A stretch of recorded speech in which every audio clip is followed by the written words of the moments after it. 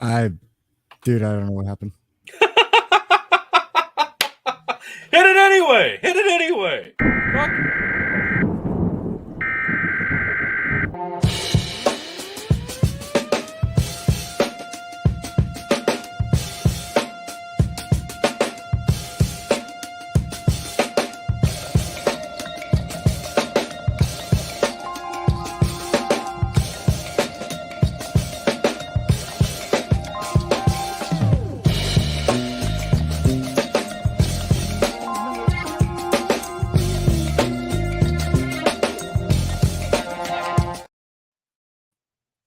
Hello and welcome to Hazard Analysis, episode number 4. Uno, dos, tres, cuatro, folks. It is I, the quadruple distilled, non-chill filtered, 14-time Revolutionary Wrestling Podcast champion, Tony fucking G. You can find me on TikTok at Tony the Rod, all one word. And at the moment, I am joined by the producer man himself, the Jamie of Nebraska, the one, the only Yank. How we doing? Oh, it's a Friday, I guess, or Monday. This has been, we are just rolling in deep in it tonight, folks. I'm super unprepared. It's going to be a great episode. I have a great feeling about this. Phil, I don't know where he is. Oh, holy shit. Speak his name and there he be. There he be. Bring him in. Recipes. Don't forget about your worries and your strife. How we doing, bitch? What? I'm singing those bare necessities, those mother nature's recipes. I don't know. Why not? Because it's a good baritone. Are we live? Yes. We weren't going live till 9, we agreed. But all right, hey, folks. Oh, hell no, Phil. Oh, hell no. No, Phil. That's the thing. We weren't going to go live till 9. But then, last night you did a stream shilling the show for 8:30. Yeah, I changed the title on Twitch. Actually, it wouldn't let me change it on YouTube, but we can. But what does it matter? So, folks, don't worry. Your real celebrity has gotten here. Your real celebrity is here. Don't worry. Yeah. So, folks, how are we all doing this evening? God bless every last one of you. So we'd agreed on a 9 o'clock showtime, but here we are now. And then you fucking went rogue on me. God damn it. So, Jesus. Okay. So, yeah, I mislabeled the thing, but it doesn't mean that we changed the showtime. But, folks, we're here for the amazing show that is Hazard Analysis. So, Tony, I'm going to send some messages out to some people. That'd be great. I wish you would. God almighty. So, folks, I just hope that you're all having a marvelous evening. So, Tony, how are we doing this evening? What are you drinking? I suck, Phil. I suck. I know. Fucking ass. I know, especially at scheduling. So, folks. All right. Yes. Here we go. It's your Phil KOE show, folks. It's what you really need. So, folks, right here at Hazard Analysis, we need to get into all the topics of the day, but I can do it all solo. So we've got all kinds of things we need to get into. We can. Now there's somebody coming in over the audio. But yes, we've got all kinds of things we can get into this evening. So Tony's doing the protest. I am protesting this show. I shan't not, I shall not, but we will move onward and upward. Yes, I'm getting a message. Phil, send what's his name an invite. I'm working on that right now. So this is maybe why we don't wait till the last minute. But whatever. It's fine. It's Friday. Happy Friday, everybody. It is Friday. Thought we had 20 more minutes till showtime, but folks. So did I yesterday. But hey, what do you know? Maybe clear that by the star of the show before we go on live. Hey, maybe just stick to what we agree and don't mislabel things. But whatever. It's cool. Well, so great. Folks, let me wonder what you think in the back. I did accidentally put 8:30 because it's always been 8:30 for years now. So I accidentally typed 8:30. Be here 8:30 tomorrow. But I did actually fix it in my Twitch stream to be here at 9. And we did agree last night on 9. But now here we are. So yeah, before you went live. Yeah, but I I just went with 8:30. Now, folks, I'm curious, would you assume that the conversation that we had just previously had would be valid or not? Like, I'm curious what you all think. Would the previous conversation that we had just had be a valid thing to assume, or, sorry. So that's where that came from. So this has been easily the greatest start in podcast history, Tony. I'm just glad to be here for it. I know. This is truly momentous occasion. This is truly a great episode to be. Hazard Analysis episode 4. Yeah, Bandit. Bandit says I missed it because y'all were late.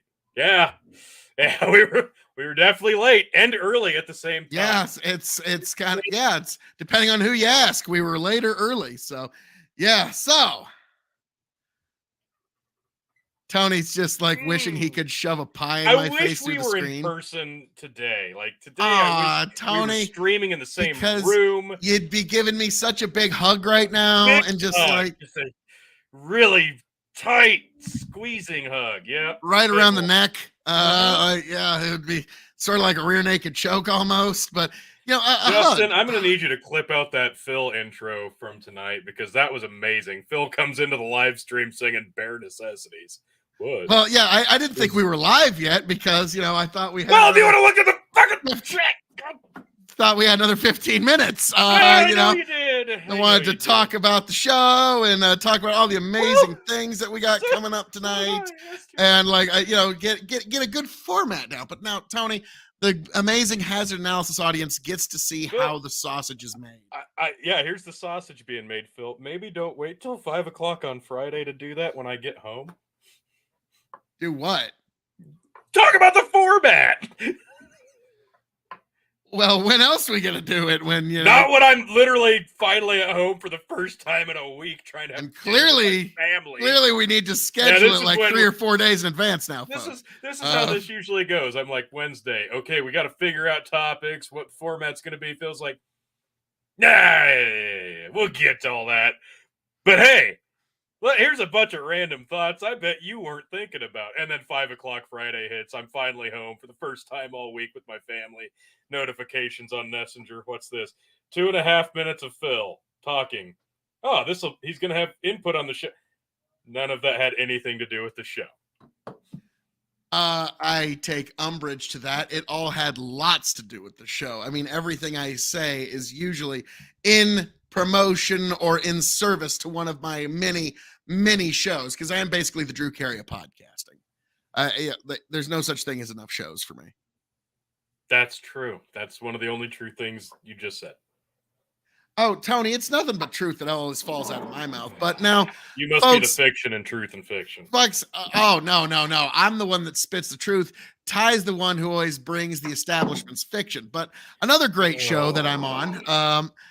But speaking of another great show that you've been on before, next week, folks, big announcement: the return of the Dog and Chicken Show in your typical Friday night time slot. So here's what's going to happen with Big Buck and Empire. We've got multiple shows on the Big Buck and Empire, folks, on Facebook and YouTube and the like. You're used to seeing a live show on Friday. The Dog and Chicken Show will be back next week live in this time slot on Friday. So we're going to try and moving Hazard Analysis on over to, I believe, Sunday night. We'll Sundays. The last time Tony and I had a discussion on it, we were going to go on Sunday, so Tony might decide to shoot live for Saturday someday, yes, that's just right. randomly. So. On Sunday, so Phil's going to do a live stream about it and promote it for Saturday. So that'll be fun. Hey, I like Justin Chris's comment here. Phil J, that's a great idea. Phil, what are my choices for drinks? Yeah. You can make Tony drink a beer. You can chug a bottle of gin, and I will pay whatever is necessary to make it happen. Hey, Tony, fuck you. Fuck you, so, Jesus Christ. So what I'm hearing is I better go get my gin glass.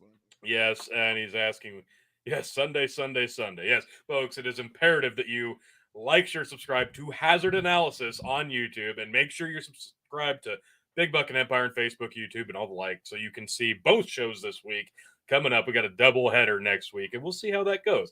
What are your choices for drinks? Okay, so Folks, I currently am drinking some Breckenridge rum cask finish. That's my primer. I know I'm probably going to be chugging some beer tonight. Unfortunately, I have Bud Light that I have to get rid of. I don't like Bud Light. I haven't liked Bud Light in a long time, way before the controversy, but I have some that I need to get rid of. So, the Facebook subscribers, you can make me chug a beer. That's your choice, and it will be Bud Light. Or if you're not a Facebook subscriber, Yank will pop it up in the comments or on a banner or something, but it's the buymeacoffee.com/Tony the Rod. I think I'll pop it up on the screen here. And if you're not a Facebook subscriber, if you send a $5 tip to that, I will chug a beer for that as well. Phil, what you got going on there? Oh, just nothing but fun. Nothing but fun here. Great, and I got great. Has I been told to just take one shot, or has double showed up yet? No. Well, I don't know. Who? Yeah. Okay. Chicken made his choice. That's fine. Now, but again, before the folks who are not paid Facebook subscribers, which I do encourage, go over to the Big Bucket Empire on Facebook and subscribe for $5 a month. Get to give us at least a couple drinks per show. But if you're not a Facebook subscriber and you want to participate in the drink bonanza as well, you can go to this link, which is buymeacoffee.com/Tony G. This is my page right there. And if you give a tip to that, I will chug a beer for you just the same. So without further ado, what do we got going? Chicken looks like he's got me a chug. I'll get that prepared. Does Phil have a gin shot to do already? Because I'll get ready on my end. Yes, I do. So, God Almighty. And right after this gin shot, I have a major introduction to make. But first, folks, to fighting, stealing, and drinking. If you're gonna fight, may it be for a friend. If you're gonna steal, may it be a lover's heart. And if you're gonna drink, by God, I hope it's with me.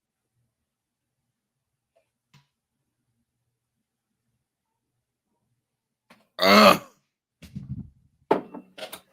Oh, that's first drink of the night. Oh, that's first drink of the night. Fantastic. I couldn't be now happier for to you. go with that as a little palate cleanser after that awful gin. I have an announcement to make, Tony, because this episode has been batting 1,000 from the very second I got here. Best episode yet.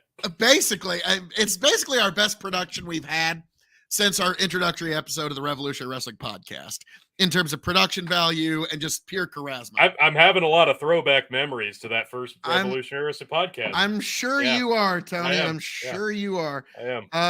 Now, I will say, though, we have making their way to the ring with a very special perspective and their hazard analysis debut. The one, the only, Zigmover. How are we doing this evening, sir? Can you guys hear me? Yes, we can. Okay. Yes, we can. I've been having mic problems all day, so I'm happy that y'all can hear me. Hey, how's it going? I'm Zigmover. My Twitter is actually is the same as my name, so it's just twitter.com/Zigmover. Go ahead and follow me there. I usually just post either just wrestling tidbits or just gaming stuff. That's mainly what I pride myself on, talking about those two things. Friends have called me the wrestling historian. I think that's kind of a not a given term for me. I don't know. I know enough about wrestling, but I don't know that much about it. Also, so excellent. And how are you guys doing today?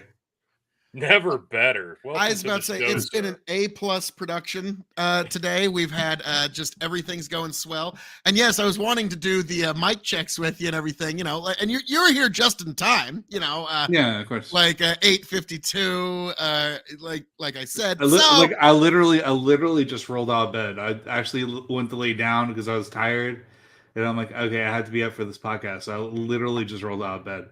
Well, thank you, sir. Punctual as always. Thank you. But we have a great many things to discuss this evening. But before we get into any of that, Tony, what are you drinking? I already said that while you were getting your gin, but I'm starting with the Breckenridge rum cask finish.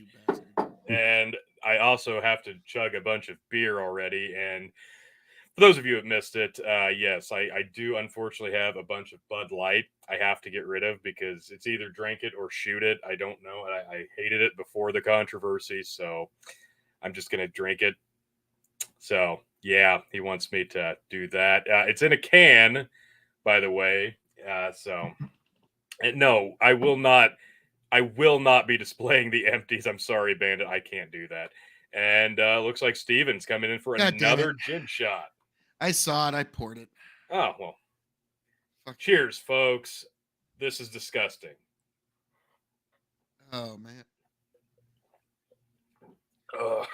God, for once, I've got the good end of this deal. Yeah, so, I don't know if I'd go that far. You just drank Bud Light. I'm drinking Snoop Dogg's gin, yo. I mean, come on. Wait, Phil, wait. Hey, Phil, why don't you make it a double?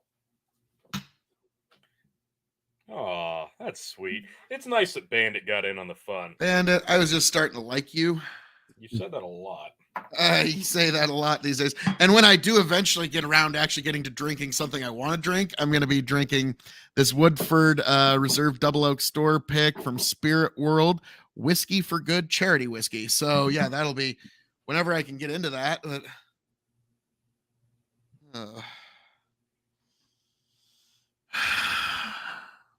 Bandit, Steve. God damn it.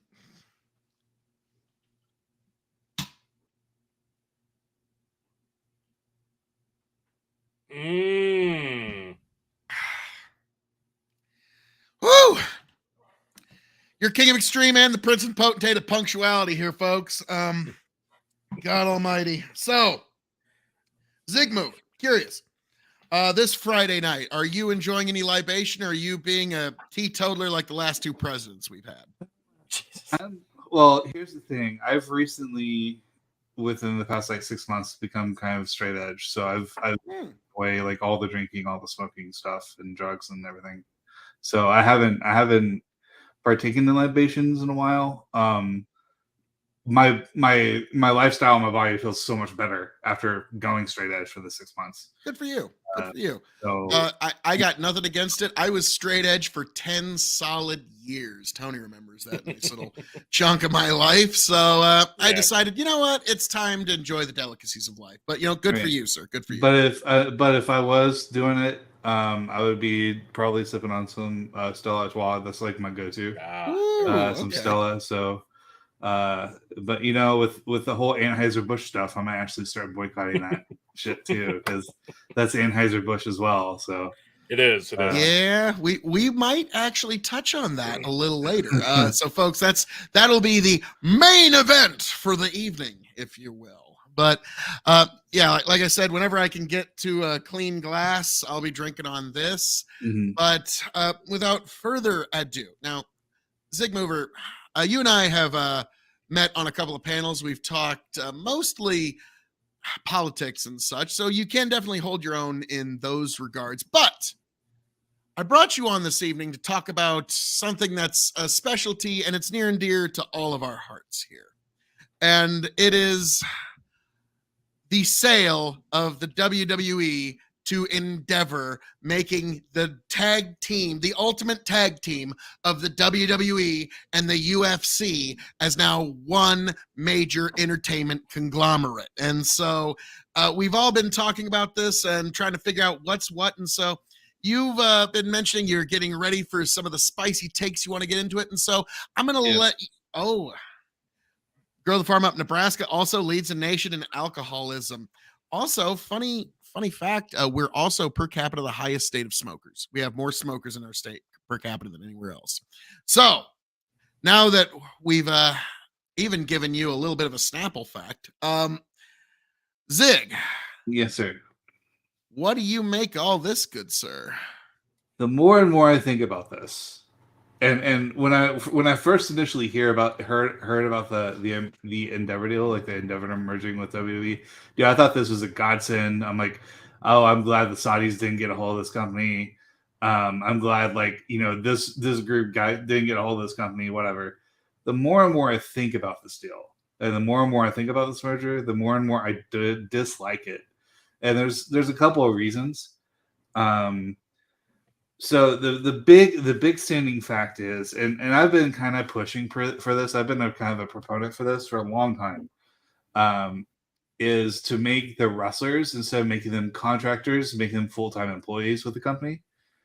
I don't think that's going to happen now. I definitely don't think that's going to happen with the way Endeavor treats their UFC fighters. The UFC fighters are treated the same way as the wrestlers in the WWE. They're contract workers. The UFC fighters, I don't believe, get benefits or any sort of retirement or any sort of Medicare medical aid in regards to injuries or anything when they're in the hospital. So I know for a fact that the WWE people don't, the wrestlers don't do that. Right. Another big deal that doesn't really sit well with me, and I don't know if this is going to happen. But I have this inkling kind of in the back of my head that I might, and it really bothers me, is when the contract's up with NBC Universal, like the Peacock contract is up with NBC Universal. What is Endeavor going to do with the WWE live event product? Mm-hmm. I don't think they're going to have us pay monthly for it. I think they're going to go ahead and put it as premium live events that we're having to pay like full price for every month, or have, cut out shows every month and do it like every 2 months or whatever, but have us pay full price for it and put it on like ESPN Plus like they do with the UFC. Mm-hmm. They have plenty of proof and they have plenty of evidence that works for the UFC live product, like the UFC 256s, the number products, that you're paying like 90, 70 to $80 or $90 for it, depending on where you are, for for those ESPN Plus pay-per-views. I think they're going to do that with the WWE product, and I don't think it's going to be kind to the customer base of the WWE. But the thing is, people are going to pay it. People are going to pay it to watch the live product. So I don't think they'll have a problem with trying to market that. Now, if I may, something to keep in mind. The minute I heard about this Endeavor deal, now Tony, Mm-hmm. correct me if I'm wrong here, and Zig, I'm wondering what your thoughts are on. My first thought is, well, the pay for UFC fighters is about to go way, way up, and the pay for the top guys at WWE is about to go way, way down. That was my first thought, is UFC fighters might see a little bit of an increase in pay because they've got this massive promotional structure that is the WWE behind them. And also got top guys like Brock, suddenly their whole, hey, pay me more or else I'll go to the UFC. That just kind of got sweep the leg Johnny right out from under him, didn't it? So a couple of things you mentioned now with independent contractors. We'll touch on that, I'm sure, at some point. But first and foremost, with the buyer being Endeavor and merging UFC and WWE and creating one umbrella company, if you want to look at it from a longevity standpoint, what's going to be best for WWE long term, Endeavor was probably hands down the best option. Yeah, I agree with you. Don't have this better than Saudi Arabia, for fuck's sake. That's kind of my point, because if you're looking at the front runners, it wasn't going to be Fox, just outright Fox. Obviously, we knew this. NBC was really not willing to pay what they were after, and billions. The Saudis, if the Saudis would have bought it, basically it would have tanked. The entire corporation would have tanked because they would not have known what to do with the company once they had it. They basically would have just said, well, it's ours now. What do we do with it? I don't know. Let people who already run it, and we're going to get to do all the live events overseas. And nobody would have wanted to do that in terms of the roster, because why Vince would. And the other option, just let me keep running it. And the other option was Disney, which we assumed was the front runner for a long time, and they ended up not pulling the trigger for whatever reason. But they would have probably put the program on their Disney Plus network. But what would have actually happened to the overall product? Now, the Saudis would have tanked the product, and Disney would have Disneyfied the product. So it would have turned into an even bigger disaster. It would have been more of the PG era, probably more PG era. It would have been G era. That's the problem. Probably. So I'm glad Disney and the Saudis didn't buy it. I'm glad. Yeah. And makes perfect sense to pair it with UFC and put it under this new company that they're merging the two together. But what you touched on is the pay-per-view model. Now, for those that don't know, who were accustomed to purchasing pay-per-views back in the day for $50 a month, a pop every month, Back in the day. when the WWE Network launched for $5-6 a month, you got to watch all the pay-per-views for $6 a month. That was a Actually great for free. I was cycling my emails for yeah, God exactly. knows how long, so I can get all the pay-per-views for free until the network kind of went kaput. But Yeah. it's And whatever. with the network tanking, and then they moved and merged it onto Peacock instead, it wasn't a bit like, it wasn't nearly as user friendly, and Peacock's just not. But you were still getting a great bargain if you were strictly watching the pay-per-views, or if you had to watch the pay-per-views because you were that diehard of a fan of the product. Now, you're right. Looking at the UFC model, when UFC merged with ESPN Plus, you have to pay a subscription price for ESPN Plus to have the opportunity to purchase the pay-per-view. So you're paying even more for those pay-per-views. Right. Will WWE follow the same guidelines? Now, I believe Nick Khan's gone on the record as saying we're not opposed to going back to a pay-per-view format. So what I'm envisioning with this merger and the direction that they're going to go, it's not going to be overnight. It's not going to be right away. But what's going to eventually happen, and I think it makes most sense, you're going to go back to seeing a Big Five or Big Four format. Your WrestleMania, SummerSlam, Survivor Series, maybe King of the Ring, Royal Rumble. You'll see 4 or 5 big shows a year that you'll have to pay your full price. I think it's going to be the 4 tentpole shows, and then the Saudi show will probably be the big 5s. I think you're still going to see a show every month, but those will probably still be on your Peacock or wherever the actual network ends up being. Yeah, and I don't know that it's going to end up being Peacock long term. I'm guessing that the Endeavor deal is probably going to mean they're going to try to launch something similar, something new, maybe merge something. But I think you're still going to see a free premium live event on whatever network subscription you have to watch these events. Yeah. But I think you're eventually going to have to go back to paying full price for a big 4 or 5 pay-per-view. I think you're right. I think they probably just move everything over to ESPN Plus and then just have you subscribe with them. And then like, hey, if you want to watch SummerSlam, you have to pay like $30-$40. But if you're having to watch like Money in the Bank, it might be free. I don't know. It probably should be. Now, Bandit, now he's got one comment here, which might be the comment of the night. But Bandit, are you talking about the weekly shows or special events? We're talking about the big time events like WrestleMania, SummerSlam. Mm-hmm. The weekly stuff will still be on its standard showings. But yeah, this is just now Bandit asks, was WWE bleeding cash to where they were? To me, I think this is more Vince on the way out wants to say, I sold my company for $9 billion. Fuck you, UFC, for only $5 billion. They sold to themselves. They didn't just sell the UFC. They sold to themselves because they got part of that stock too. Vince made out like a fucking bandit, dude. Like seriously, and he still gets to run the whole thing. So he still gets to run the whole company. Give that to everybody who tried to kick him out. Like, he's going nowhere too because UFC has a track record. I mean, look at freaking what happened to Dana White. Like he punched his wife, and he has video evidence of that, and he's still head over the UFC and hasn't been announced. And I figured he'd be canceled by now. To be honest, And technically speaking, Vince McMahon is a higher ranking employee under this new umbrella than Dana White. He outranks Dana White. So now, Vince McMahon's fucking going nowhere, honestly, until he dies, probably. So basically, he made sure.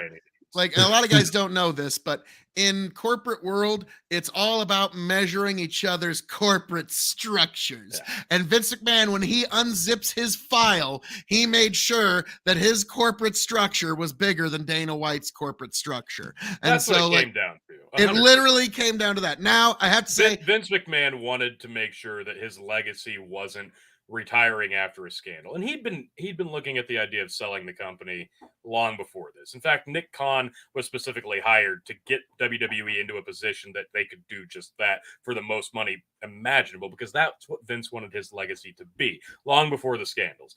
And once this deal became a thing, there was really no turning back. So really, it wasn't a forced situation. Yeah, this is a win-win for the WWE and a win-win for Vince. Like, I don't disagree with any of y'all saying that this is a really good deal for them. This is.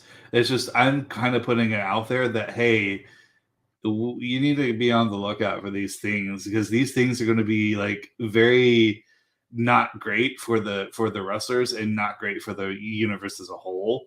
But hey, yeah, this is probably the best place that WWE could land, the best deal that Vince could get. He made out like a bandit. Applaud to him. This guy has probably the biggest dick in the room, and like he pulled it out, set it on the table, and they're like, "Wow, that's amazing dick." Like seriously. Yep. I mean, So like, as much as I'd say you're not wrong with a single thing you said there, and it's one of those. It's hard. It would be hard for him not to think, hey, no matter what everybody said, they were wrong. I was right. Now I got to give Bandit credit here. This might be the comment of the night. Disney would have replaced The Undertaker with Dylan Mulvaney. Well done, Bandit. Well done. They probably replace Stone Cold with Chris Pratt because he's so cool, you know. Oh God. Who would Seth Rogen take over? But Disney owns ESPN. Seth Rogen would take over Matt Riddle. Ooh, Jesus Christ!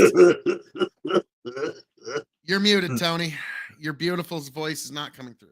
So Bandit says, but Disney owns ESPN. So this is where it gets really confusing because you look at the networks, the streaming platforms, the TV channels, the parent companies. Now, yeah, Disney does own ESPN, and ESPN has the rights to the UFC events and the pay-per-views. So this merger is going to eventually lead to a bunch of restructuring. You're going to, like I said, I think you're going to eventually see a streaming service that broadcasts WWE, broadcasts UFC, broadcasts whatever shitty slap fight thing Dana White's doing these, but they're going to find a bunch of programming to put on a new streaming service. I have a feeling that that's probably where they're going to head. And I think that'd be the best thing for both UFC and WWE, because frankly, Peacock is a nightmare to navigate. It's just a disaster to try to find anything. The ad service is terrible. I've not been a fan of it since. Yeah, I haven't been a fan of it either. The network wasn't great. But boy, did I miss the network once they moved over to Peacock. God, I was about to say, after the first WrestleMania, where it was on the cock, me and Tony were like, boy, howdy, did we, like, literally, when it came to the WWE, it was like, don't know what you got. It's worse when I'm trying to introduce, like, new people to wrestling or introduce, like, relapsed people to wrestling, and I'm like, hey, let's watch Hogan versus The Rock on WrestleMania, and I have to like sit there and fast forward through pretty much the entire Mania to find the match of the Hogan versus The Rock or something like that. Yeah. I can't just skip through it like they had in the universe. It does kind of take people out of the immersion. I tried doing that just the other day, and it's impossible.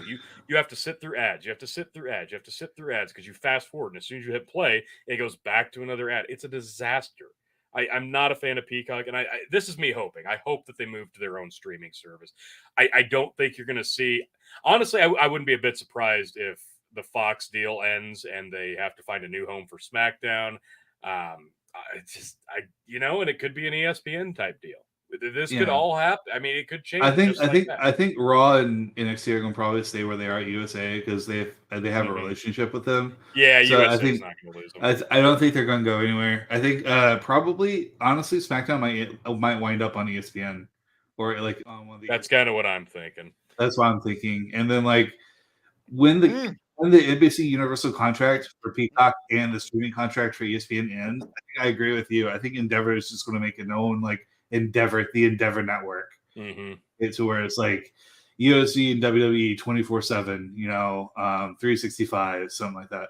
I gotta say, what's the sweetest thing about this is, as a wrestling fan, for decades, ESPN has done nothing but shit talk pro wrestling, and there was executives that says we will never have professional wrestling on our television. And guess what? Vinnie Mac, just like he did with Georgia Championship Wrestling all those years ago, got Vince McMahon's wrestling on WCW on Billionaire Ted's network. Vince McMahon does it again. then he's getting his product on ESPN, whether they like it or not. I mean, how could this guy not think that he's right at everything he does at this point? Pretty much. I mean, they could just hold ESPN hostage and like, hey, if you want to keep our UFC contract up, you have to like put a WWE show on your network and run our live events, the WWE live events on your network. Like, yeah, and ESPN just has to take it. They just have to fucking take it. And so to me, as a wrestling fan who, growing up, I'll be honest, like my older brother would always give me a hard time about, that bullshit wrestling. That's not real. It's not even on ESPN. You know it's fake, right? Guess what? You know, stuff like that. Guess what? Guess what's on ESPN now? It's one of those like, yep. So this is one of those like just delicious little victory for all the wrestling fans out there, where it's like we were always told, hey, it ain't legit because it's not on ESPN. Well, guess who's dictating ESPN programming now, folks? Now, Steven had a comment here I wanted to go back to. Steven says, if the creativity suffers and the product of WWE suffers even more, what do the capitalist motives actually matter on the part of Vince? It doesn't. And that's one of the big things that you've got to understand of this deal. Vince coming back out of retirement a mere 6 months after he stepped down to make this deal happen. And it probably wouldn't have happened without Vince. But Vince didn't come back just to make the deal happen. Vince came back because he never wanted to go anywhere in the first place. And the deal that Vince made, as we said, put himself in a very lucrative position to where he basically can't be fired. It would take a pretty big act to happen for that to go down. So, I mean, if the $14 million of company money to pay for his varying sex scandals didn't take him down, I don't know what the fuck he could do at this point. But for the last 6 months, creative has gotten better and productivity has gone up. And I mean, the morale in the locker room has gone up because of what Triple H has done with creative, being in charge of that. And now that Vince is back, morale has tanked. People are just not as excited about the product backstage. They're very concerned about the direction of the company because now it's pretty clear Vince isn't going to go anywhere. Not on his own terms, not on anybody's terms. He's going to be there for the long haul. So what once looked bright, all that Triple H did can very, very easily be undone. That's the concern here. So where we go from here, that creativity wise, I don't know. That's anybody's guess, but it is a real concern amongst everybody in the company, especially the talent. They've already also like have established like a hiring freeze and a move up freeze, so nobody's moving up anytime soon. Nobody's being brought in. So like, they're like both sides are going to be cleaning house very soon, and to make a new, more agile business model. Which basically they're going to keep most of WWE's production side, UFC's production people. Start brushing up your resumes. That would be my best advice, because could you imagine a WWE production on a UFC event? Yeah. I mean, it's next level. Steven, if they keep the same networks, but they're going to gaining any new viewership based on new and interesting creative product, what does it matter? Well, Steven, that's been a problem with pro wrestling for years, is that they haven't been making new marks. They're just fleecing the same marks for more money. And not even in a good way. No, it's not building new. So either this is Vince's hope to build a new market share, or he says, fuck it, we've peaked and I'm selling out while we got the chance now. And yet, so if something happens to the Don McMahon 2024, oh God. That would be literally the only thing left for Vince to try. That's it. Because he sold his company and he's still in charge of it. What else does he have left to do? Knowing Vince, he would recommend, well, what if I'm the presidential candidate and you're the VP, Don? Yeah. He would recommend it. So, and yes, I have seen the next two comments and I've been prepared. But hang on. No, it's only a single because Steven already gave you his drink for the hour one. Oh, son of a bitch. I got a double pour. Well, hang on. I'll use mine. Oh, you fucking ass. You can keep it as a double. But, Steven, if you want to make it a triple, I'm just saying, if you can't wait for the second hour to hit, hey, Tony, there is a website, buymeacoffee.com/TonyG. And if you tip me on there, that will then allow for an extra drink for Phil KOE tonight. And those of you not using the Facebook paid subscription can use buymeacoffee.com/TonyG to make this happen, folks. But Phil, why don't you go ahead and have that double? Well, I'm gonna give Steven I'm gonna give him 45 seconds. Okay, 45 seconds. Wow. To get on to buy me coffee. See if he wants to make it a triple. 45 seconds. I know. That's rude. But God damn it! Now I'm just like, okay, I need to talk about this wrestling thing, but now I'm just dreading all this gin that I'm about to take in. So it's like, that's what she said. Give me 45 seconds, like just 45 seconds. Yes, it's kind of like the critic. Yes, and when I betted her that she enjoyed that amazing 90 seconds of power. Okay. I'm looking. I'm going to check just to see if anybody else has contributed. Now, while we're waiting on that, go ahead. Here's the bigger question, and this is the one that's on everybody's mind. How long till they start getting just slightly more cooperative in mixed martial arts in order to build a star? Because Vince McMahon has always said the biggest thing, the reason they didn't buy the UFC is because you cannot build a star unless you can predetermine the outcome. That's right. And so how long until we get that? Okay, folks, we're closing in on the 45-second mark here. Endeavor buys WWE and merges with UFC. Now, then the bigger question is, when do we get our first mixed martial arts ladder match? When do we get our first mixed martial arts Money in the Bank? Money in the Bank. God, yeah, that's right. They already do like a 6-man team or 3-man team MMA bouts over in like Russia. Yeah. Three people fight 3 other people where it's insane. A flurry, like, and the first person that goes down, then it's that person moves over and it's a 2-on-1. And as soon as it's a 2-on-1, they knock that person out, and then it becomes a 3-on-1 and it's over. So it's insane. But it's very entertaining. It's also the best demonstration of the idea of a chain is only as strong as its weakest link. Right. A team's only as good as its weakest member. And for transitioning individuals, though, like for transitioning parties that want to do MMA, like go from MMA to wrestling and go from pro wrestling to MMA, I think that's going to be really, really easy. Bobby Lashley.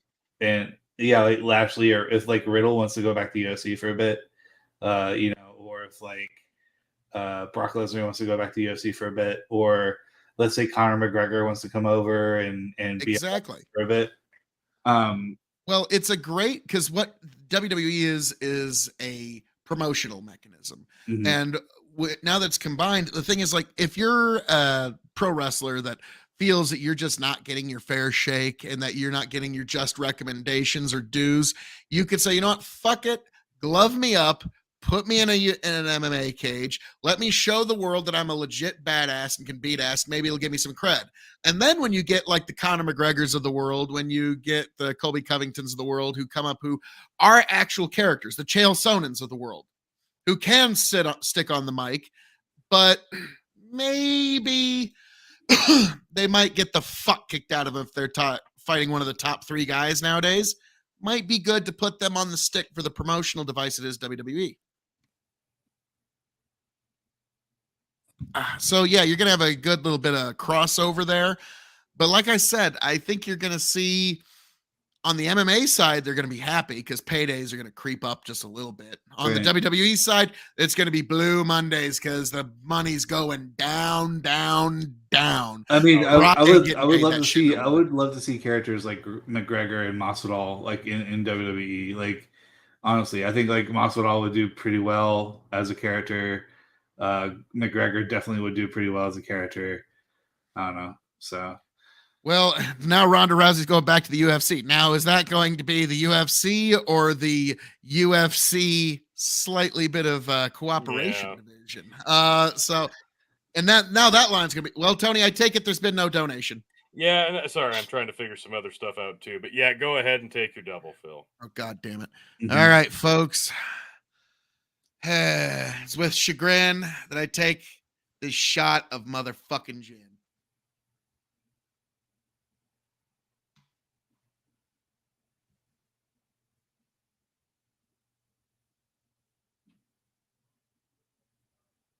Ah! Oh, that took 3 gulps. That took some effort. Tony, you're an ass. Thank you, by the way. Appreciate that. My audience loves me. My audience loves me. What can I say? I loved watching the torture. So Sorry, man. I'm curious, T. Going forward, what do you think? Like, this is for both of you. What do you think happens to WrestleMania going forward? What do you think happens to this product that we've dedicated so much of our time, our effort, and our fandom to? Corporate America has now fully taken it over. Vince McMahon, despite the fact that he despised the Carney attitude, still very much understood it. And he still very much understood the product that he was in. And so now the last vestige of the original point that wrestling was even created for, who understood it, has sold out. And corporate America now fully owns wrestling. So where do you think that goes, gents?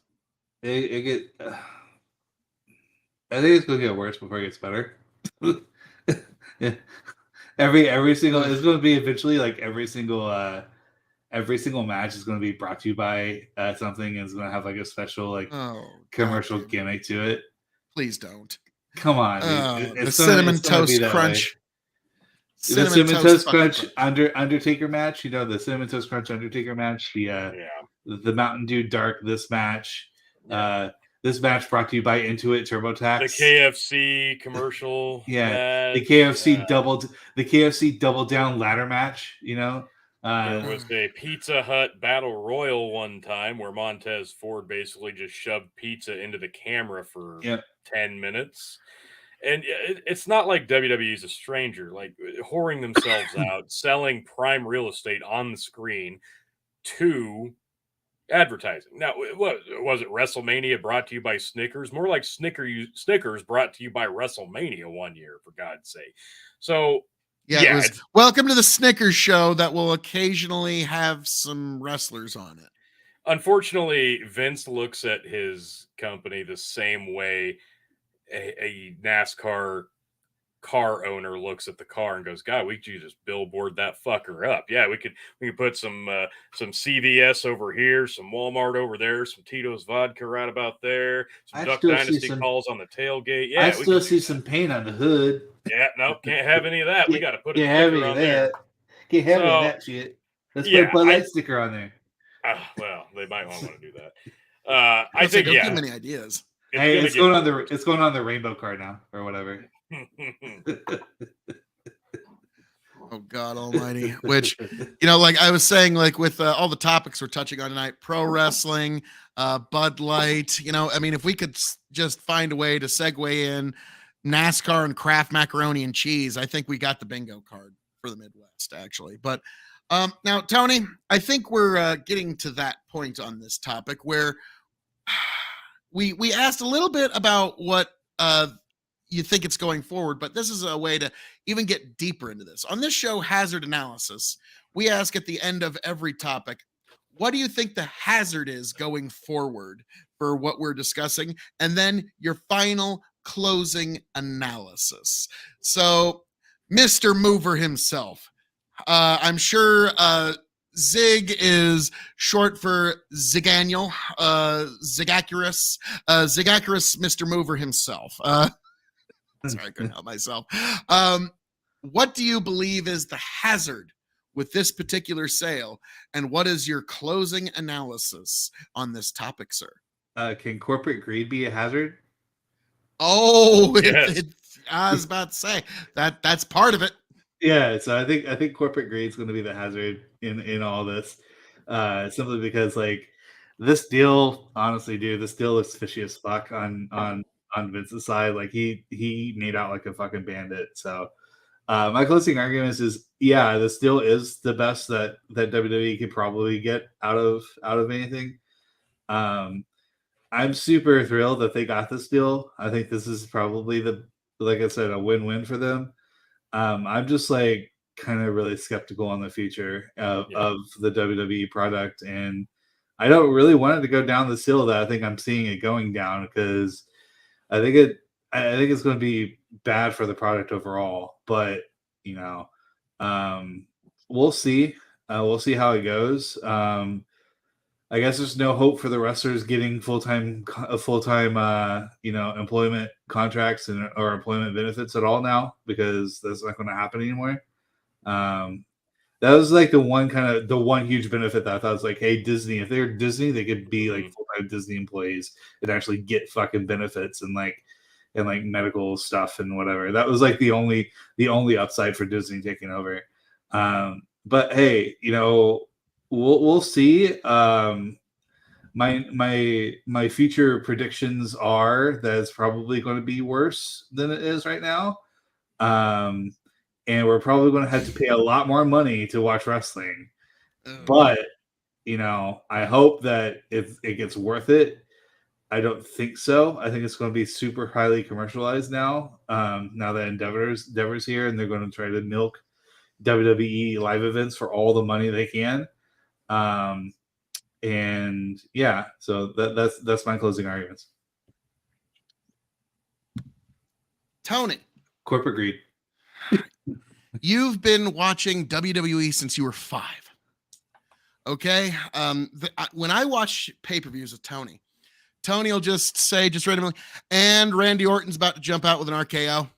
And Randy Orton has nothing to do with this fucking match. He's been gone for months.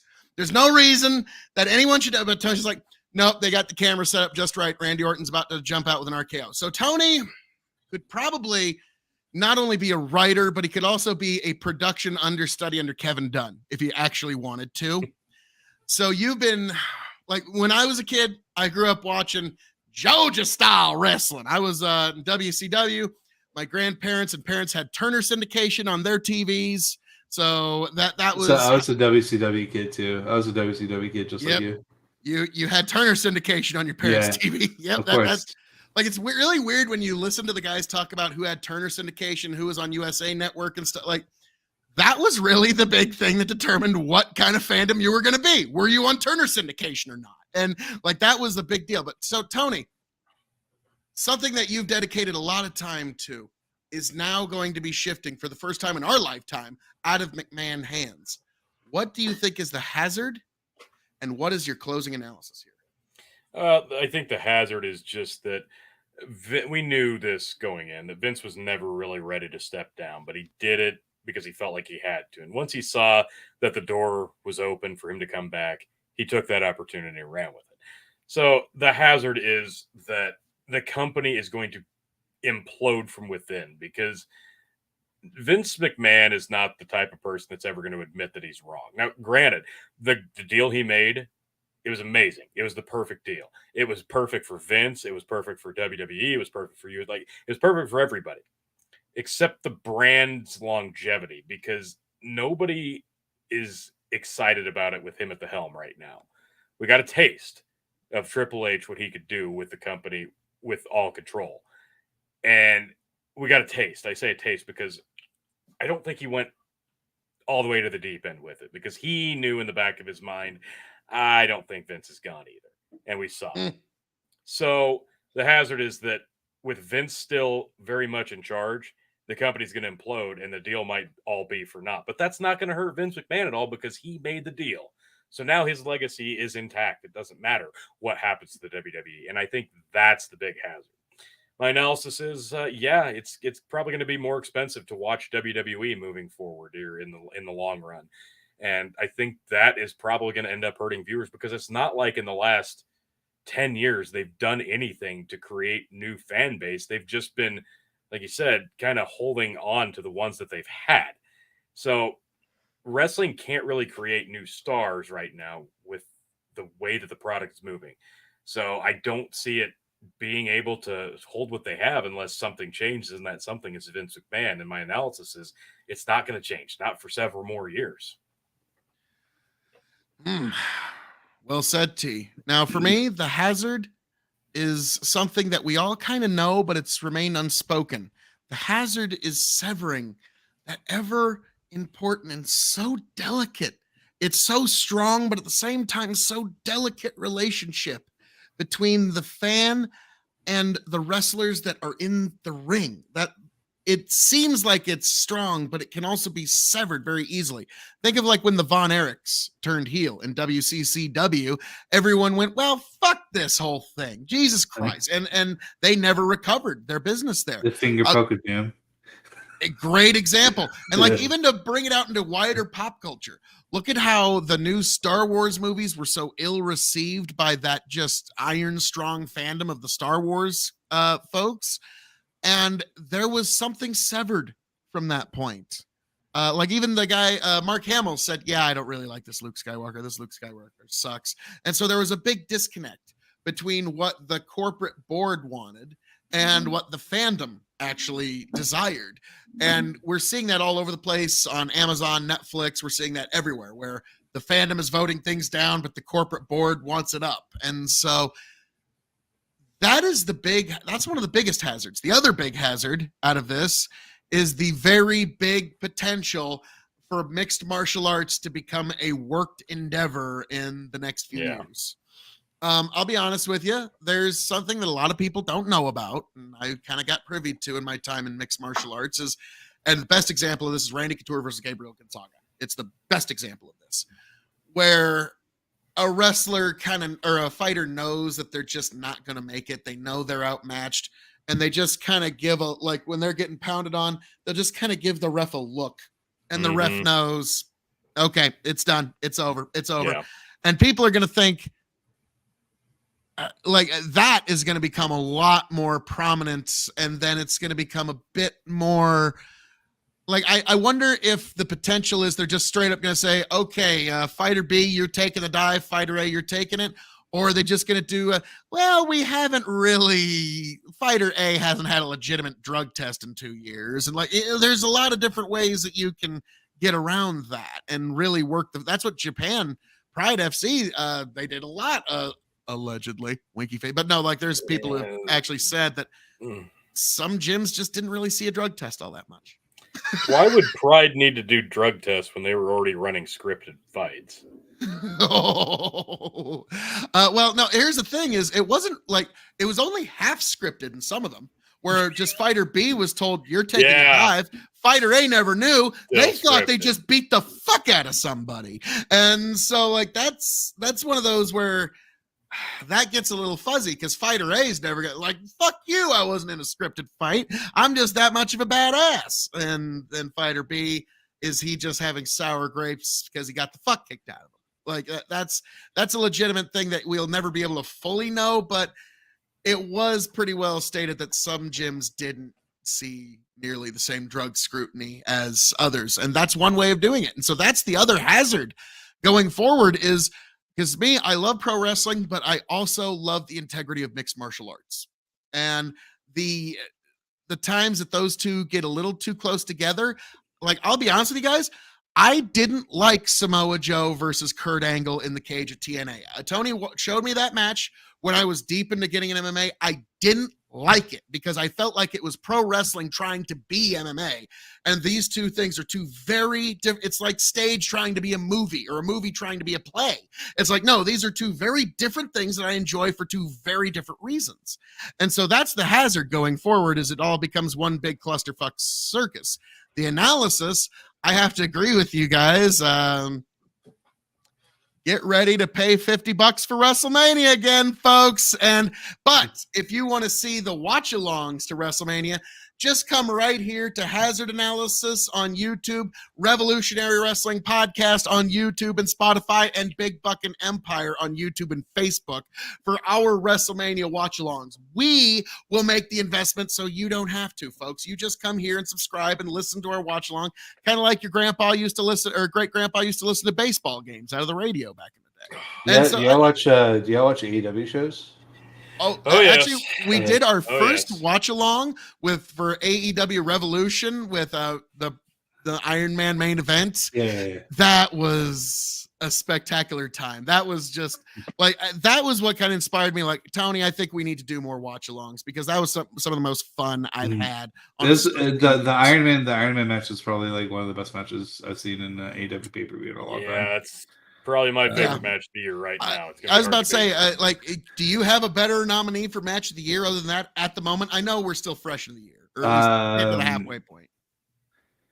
I would probably do the triple threat at Mania, the Intercontinental triple threat match at Mania, with Gunther and Sheamus and McIntyre. But like, I don't know. I think that's probably the match of the year, and I don't think there's really anything close to it right now.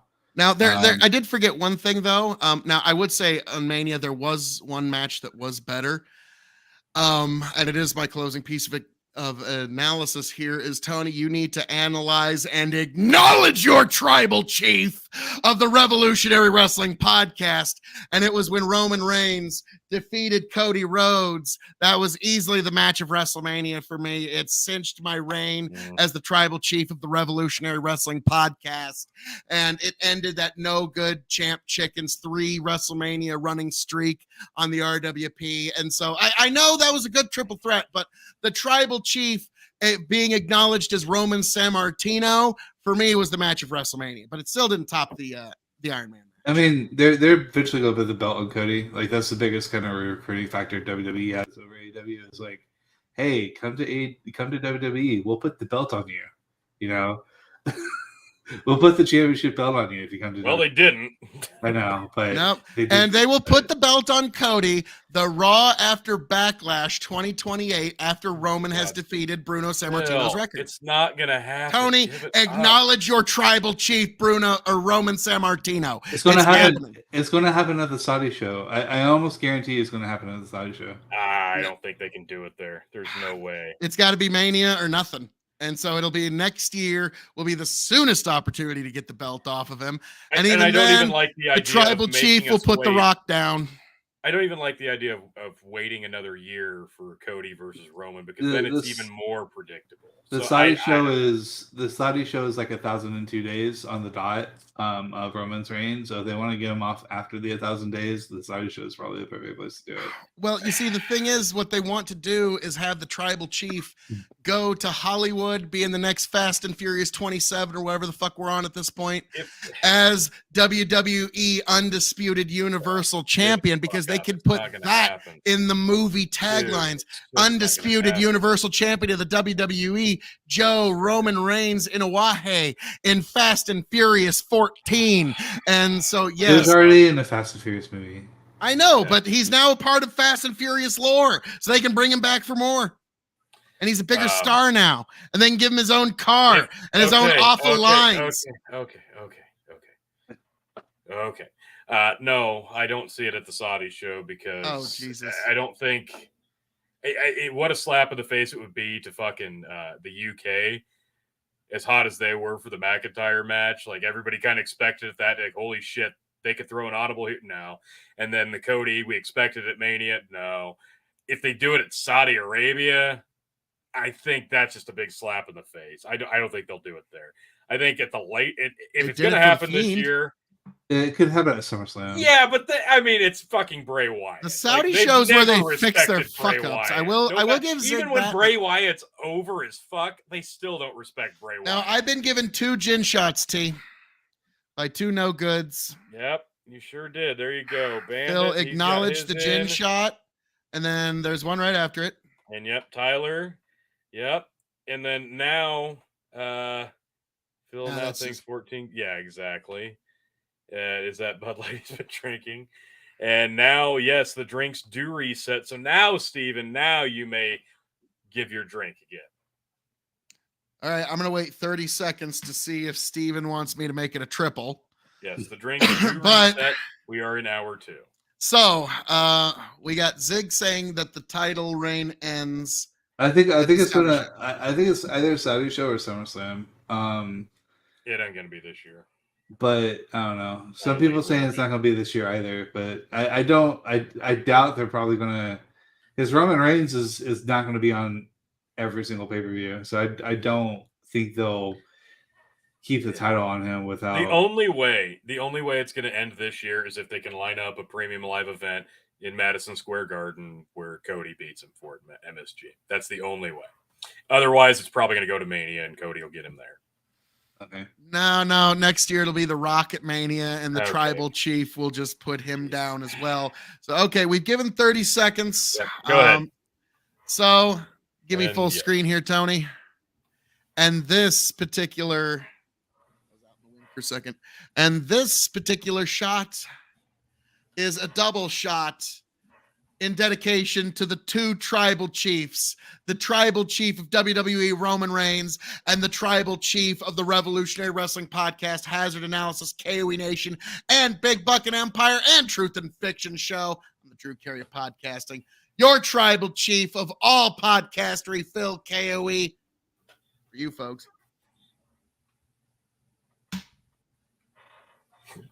Fuck. All right. Oh, that was more gin than I ever wanted to drink in this life. All right. So, on that note, and ziggy-zaggy. Those of you again who are not participating in the Facebook subscriber, because you don't want to pay Facebook, I totally get it. You can still participate. Here is the link. Cheers. Oh, I hate Bud Light.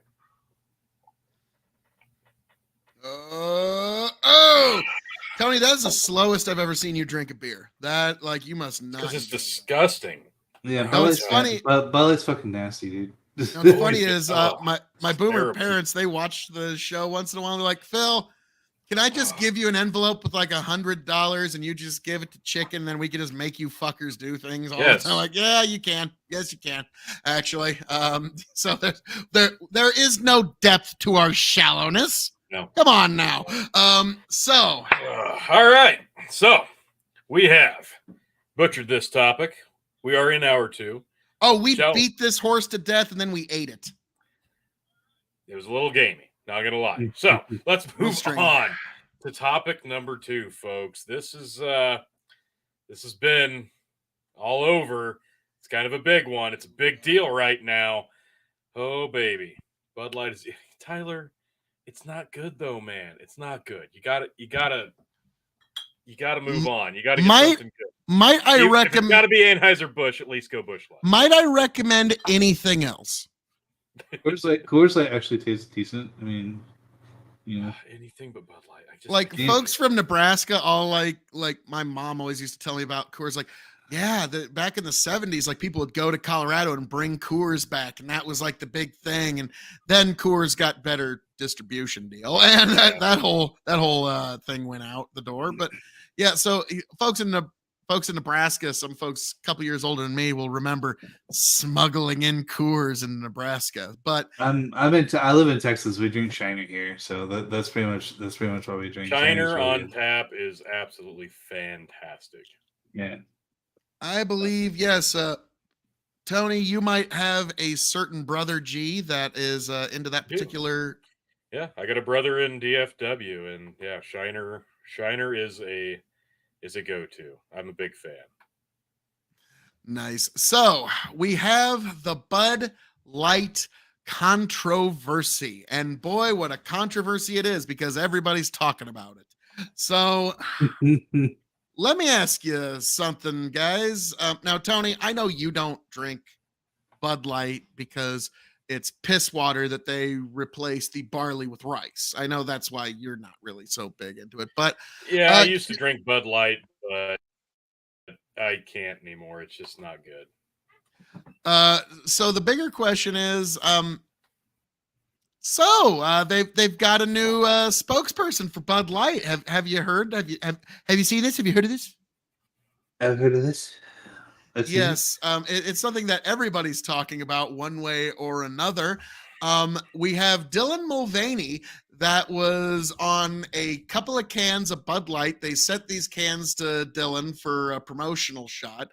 And then Dylan, like any good spokesman, said, hey, March Madness is coming up. I don't know what that is or what sport that's for, because, you know, who Google is such a hard thing to figure out. But go team for whatever sport that is. And people were shocked that Bud Light drinkers, who are generally sports lovers, might not have loved that ad all that much. But what Bud Light has figured out is the best way to get everybody to talk about you is to anger work the market. And the market got good and angry. They got worked. I mean, Zig, think of all the people like me. I was pissed off at the Fiend when it first started showing up. I thought it was awful. And I got anger worked. Look, I play video games just as much as I watch wrestling, right? Okay. One thing, there's a video game that recently came out that was under a lot of scrutiny and a heavy amount of boycott pressure, and that was Hogwarts Legacy. Yep. One thing that Hogwarts Legacy has taught me, and one thing that a lot of stuff's taught me, boycotts don't work. Like, kind of. Like, I mean, in our modern era, it's not quite the same because actually, strangely enough, 2 days ago, I was on a panel, and we brought up both Bud Light and the Hogwarts Legacy game. And I had a person, like, let's be frank, this person was absolutely fucking insane. But this person said that people who don't buy Bud Light because Dylan Mulvaney was on a can are guilty of transgenocide, or at least enabling it in some way. And the same goes to anybody that played Hogwarts Legacy. Now, this insane person, it was Miss Vivian Wolf, later 15 minutes later, said that J.K. Rowling is worse than R. Kelly. So it's like, keep in mind, this is a pretty crazy person out there. But it was still like, this is some of the rhetoric that you actually have to meet, is like, people not buying a can of beer is now given this level of hysterical language. And so I think Bud Light kind of knew what they were doing when they started this, and they knew it was going to get this reaction. And this is the new way of corporate America, is trying to piss off their core base in the hopes of grabbing some new customers. I think Lauren Southern mentioned something around the lines of, what does Bud Light to do, or what does Anheuser-Busch to do? Because they're reaching out to a new group of people that usually don't partake in their product. So she's like, yeah, people are going to boycott their product. People like the normal people that consume Bud Light or consume, that product are not going to drink the product anymore. But they're going to pick up a lot of other demographics starting probably purchasing their product and drinking their product simply because of Dylan Mulvaney and them sponsoring them. So now, Bandit says, did y'all see Anheuser-Busch CEO gave a bullshit apology on Twitter a couple of hours ago? I haven't seen that yet. Yank, if you could pull up a link for that, I'd love to see that. And Jamie, could you pull that up? As I've got to yet again. God damn it. No. Nice. That meme of me was so fire. Have another. Oh, man. Oh, no. Oh, no. Oh, no. Oh, no. Oh, Tony. Oh, it's terrible. Oh, it's fucking terrible. Yeah, remember when we all freaked out about Uncle Ben's and Aunt Jemima, and they were so the Land O'Lakes lady, the Land O'Lakes lady, Land O'Lakes Indian. But no, this is totally different now, right, folks? Right? Yeah. This is my thing, and I just, Phil, we talked about this when it first dropped, and you were like, no, people are still going to buy this regardless, and you're right to an extent, but the people that want to drink Bud Light are probably always going to drink it, and they're just going to be upset about it. But I think it's the stigma now, because once a product becomes stigmatized, and it's already a bad product to begin with, this could be something that hurts it long term. In the short term, it's hurt it, and we've seen it. Anheuser-Busch is down $5 billion in value amid this controversy.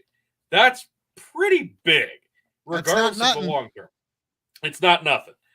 Long term, if they figure out a way to counteract it, they'll be fine. But it's not like they already have a strong product. They have a product that's gotten worse over time, and now it's got a stigma to it. Now, people looking at all the beer labels, oh, well, they've all done pride flag cans or whatever. They've all advertised that way. Yeah, they did, and they have. And it's not about that. And it was never about that. And the people that are freaking out about people being homophobic or transphobic, it's not about that. We don't care. Nobody cares. If you want to show support to the LGBTQ plus community, that's fine. Nobody cares about that. It's more about the fact that this felt really, really fucking weird. This kind of came out of left field, and it feels like the same thing when they forcefully recast a character in a Disney movie, but they changed the skin tone for not really any good reason other than the fact that they feel obligated to. It's the being forced down our throats for no good reason other than doing it because you will accept this. It's sort of the Velma effect. Yes, also, it's exactly like Velma. Yes. This is something that I pointed out, though, is like, you know what? And because, like, literally, I was told by Miss Vivian Wolf that anybody that does not buy this Bud Light, they are culpable in some way of trying to keep trans people out of public life in any way. First of all, that's mind reading. So you can't ever really mind read into why people don't. Second of all, there are like some people that just want to avoid controversy and don't want to be part of any controversies. And whether we like it or not, the trans issue is one of the most controversial issues of our era. Mm-hmm. And so there's a lot of people that are just like, I don't want to get into no confrontation. That ain't my thing. And they're just going to avoid it altogether. And so don't forget about the other part of this, though. I feel like, let's bring this up. Can we zoom in on that a little bit? This is you're going to have to read that one, old 2020 vision. This is from the CEO of Anheuser-Busch. We've got a letter. Oh, this will be heartfelt. Our responsibility to America. As the CEO of a company founded in the founded in America's heartland more than 165 years ago, I am responsible for ensuring every consumer feels proud of the beer we brew. We're honored to be part of the fabric of this country. Anheuser-Busch employs more than 18,000 people, and our independent distributors employ an additional 47,000 valued colleagues. We have thousands of partners, millions of fans, and a proud history supporting our communities, military, first responders, sports fans, hardworking Americans everywhere. This is all just pandering so far. We never intended to be part of the discussion that divides people. We are in the business of bringing people together over beer. No, they're not. I mean, you were, wait, what was that? We never intended, read that again. We never intended to be part of a discussion that divides people, period. Which could not be more of a bold-faced fucking lie. That's literally the whole point of it. They wanted controversy. They thought it would work in their favor. And controversy creates cash. Thus far, it lost them cash. Any publicity is good publicity. Come on. Not in this case. My time serving this country taught me the importance of accountability and the values upon which America was founded, freedom and hard work and respect for one another. As CEO of Anheuser-Busch, I'm focused on building and protecting our remarkable history and heritage. I care deeply about this country, this company, our brands, and our partners. Spend much of my time traveling across America, listening to and learning from our customers, distributors, and others. Moving forward, I will continue to work tirelessly to bring great beers to consumers across our nation. So that's saying a lot without saying anything at all. That was pandering finest, and that wasn't even an apology. I mean, first off, your beer's not that great. All right, let's just hold off there. It's like I always call that a BSNA, a bullshit non-apology. I don't even. It's not even about an apology. They don't. Bud Light does not need to apologize. Anheuser-Busch does not need to apologize. Here's the thing: if you wanted to do this and alienate part of your consumer base, which they knew would happen, fine, own it, go with it. Don't back down now. In fact, setting that letter out, honestly, is probably the worst thing that they could have done. What they needed to do was just fucking own it at this point, because people probably would have respected them more if they would have just fucking owned it. Like, look, we're going to be all inclusive. We don't give a fuck what you think. You're going to drink our beer regardless. Like Phil, you were saying, you enjoy our product. This doesn't change the quality of the product in any way. Our spokesperson can be anybody we choose. They should have just fucking owned it. And I don't care. If they want Dylan Mulvaney to promote Bud Light, go ahead. I don't give a flying fuck. I wasn't drinking it anyway. And frankly, if this is what made people flock to the product, really, I just don't see that. Do you really think a bunch of people went, my God, this is amazing. I'm going to start drinking Bud Light now? That was never going to happen. So that part about we didn't mean to divide people, that's an obviously bullshit fucking lie. We knew that, but we know that's not true, because the entire basis of this was to divide people, was to create controversy, and they've done that. So losing $5 billion in revenue, that's huge. But long term, if they would have just avoided it and pretended like none of this happened and went on from it, things probably would have gone back to normal. But now I really do think there's a chance, not a guarantee, but a chance for a stigma to stay with this brand now. Maybe not all of them. Maybe not Anheuser-Busch as a whole. Definitely not Anheuser-Busch as a whole. Maybe not even Budweiser. But Bud Light, there's a chance that this could be stigmatized. And the thing that really needs to be taken into account here, you're looking at a turning point in the LGBTQ plus community, because there's a pretty good section of the LGBT plus community that is kind of like, well, why are we still being associated with that portion? Like the LGB portion is looking at the rest of that acronym like, why are we still in that group? Because we don't exactly agree with things going on over there, and maybe the lesbians don't really agree with the trans women portion. So I think this is also part of that. I think this was just trying to latch on to that diversity and that divide. I think Bud Light knew exactly what it was doing. So that apology is double bullshit. Yeah. Like, well, that could you say it in any more clear corporate doublespeak? Like that was about as clear as mud. Bandit goes, next time, tell that it can't be a genocide because the people have to either be the same nationality or ethnic group. Being trans doesn't fall into either group. That was actually brought up that night. And Vivian's, well, I'm just taking the most restrictive UN definition and expanding it just a little bit, which to me, that's making up your own definition, which, we can't all have personal language. Like I'm curious, Zig, have you ever heard of the phenomenon that's happening on Twitch where you run into people with their own personal language? Yeah, all the time. And it's really hard to actually communicate because they're not only speaking their own personal language, but they're kind of living in their own little personal world. And it mostly comes from the left, but yeah, all the time. Oh, like, nine times out of 10, or maybe even more. Ben Man, Alex Jones is pissed because they turned the frickin' beer gay. Yeah, turn the frickin' beer. They turned the frickin' beer gay. Oh my god! I've never been on Urban Dictionary so much in my life since I started entering the Twitter politics sphere. Yeah, Twitter, Twitch, and like it's. I have to actually have like freaking Urban Dictionary up on a tab almost always, like 100% of the time, just to figure out like what these new terms are. Like I feel like a freaking old guy, like out of the loop, There's times when like I'm like on a debate panel and I'll have my daughter here and I'll have to be like, hey kiddo, what's no cap mean? And she just has to like roll her eyes like, okay, no cap means like no lie, no, like not gonna BS you or anything. Like it's like, okay, thanks. I need to know what the hell that meant. And so yeah, luckily I got a kiddo that's kind of like my translation for anything that's like new or cool. So I got that going for you have a translator, you're lucky. You have a Gen Z or millennial translator, you're lucky. So. Yeah, soon too. I feel like we should probably get an in-depth take on this whole issue from maybe some people that are more important than just a bunch of people talking on the internet, right? We should probably get some input from maybe the government. Well, the government would know a thing or two about this, considering they do regulate alcohol to a certain extent. So, Tony, let me see if I can help with that. I'll be right back. We'll see. Tony's going to make a quick restroom break while we get into this. But so.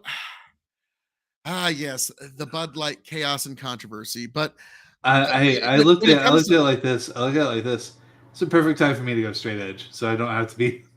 Fuck all this. I'm not part of any of this shit. Y'all can just have your own bullshit fun, kids. Y'all can go ahead and cannibalize yourselves. I don't really care. Yeah. So, but like you were saying about this particular space, one thing I always like to point out is, like, to me, I'm never all that serious, but I am sincere. I want people's lives to work out and I want good things to happen to people. But I've noticed on Twitch, what you have is kind of the opposite of people who are very serious, but they're not sincere. They seem like they would lie to your face just to get you to say something that they could then turn around and say, hey, look at this person, see what they did, and like try to cancel you. And so like it seems like a very disingenuous form of communication on Twitch that I've noticed where, and like you said, particularly on the left. Now, folks, we are ready. We have a very special guest. We have a man who is the current occupant of 1600 Pennsylvania Avenue, the steward of the White House, King John of our Kingdom Americana himself, the one, the only, Joseph R. Biden. How are we?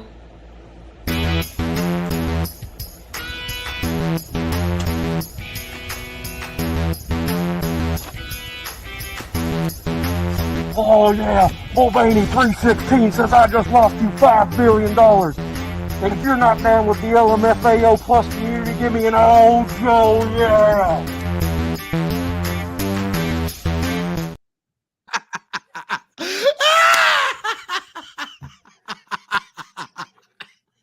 How's it going, motherfuckers? How are we doing? Joseph R. Cold. How are we doing, Joe? Oh, give me an old Joe, yeah. Oh, Joe, no. Oh, Joe. So, Joe, I have to ask. I mean, normally you're a teetotaler, but you seem to be totally into the Bud Light tonight. Forget about it. You know, as the most LGBTQ plus community endorsing president ever, most popular ever, 800 billion people voted for me.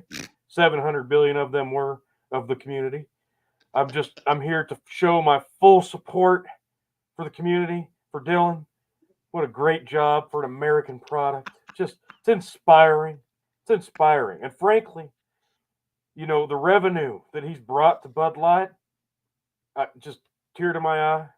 It's inspiring. It feels like he should work for the government. She should work for the government. I was about to say, Joe, you know that Dylan's a she. I said that eventually. So, Joe, you want to see it again? I think we do. I actually think roll that beautiful bean footage, producer.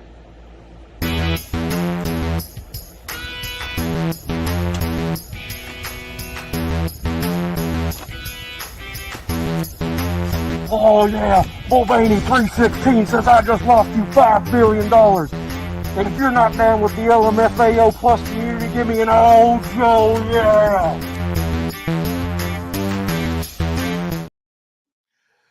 Wow. That is Joe. So I gotta ask you, how did it taste considering this is your first time ever having beer, and your first time ever having beer was Bud Light? What how did it taste, Joe? Tasted like freedom. Just red, tasted white. Hell, it tasted blue. I'm so proud. Tasted like all the colors of the rainbow. It was like a Skittle, basically. It was beautiful. It was a pairing of my tongue, my palate, and the beautiful elixir that is Bud Light. Oh, Joe, yeah. Now, oh God. So, Joe, do you know who Dylan Mulvaney is? A what now? Oh no, Joe, do you know who Dylan Mulvaney is? Oh yeah, that girl feller on the can. Did the commercial with the thing. Yeah. Inspiration, stunning brave, all the buzzwords. Joe, are you going to be offering Dylan Mulvaney an administration spot? Yeah, once we're done with the black lesbian, I think I'll make her, press secretary. We're gonna do a little swap. We're gonna do a new reality show. You know that old wife swap show? We're gonna do job swap. But instead, we're gonna make her the press secretary, and we're sending the black lesbian to do Bud Light commercials. It's gonna be great. So that's what you're going to vote for in 2024, folks. If you want to see that happen, give me an oh, Joe, yeah. Now, Zigmover, it was incredible. You got to be here for the final episode of Hazard Analysis. It was a great run. Oh, really? It was. I don't know. Like, come check us out at KOE Nation next week for that. I feel honored and perturbed and disturbed and disappointed all at the same time. All the same point. That is the normal expectation and feelings of almost every one of our fans. Hey, now, Joe Biden. I didn't vote for you, but I'm probably going to now since you're over here saying, "Oh, Joe, yeah," promoting the Bud Light. I'm sorry. Did you just say you didn't vote for me? No, I didn't. You should probably check again. Because I think you did.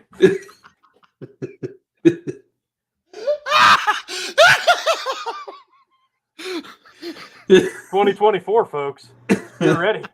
You ain't even got to show up.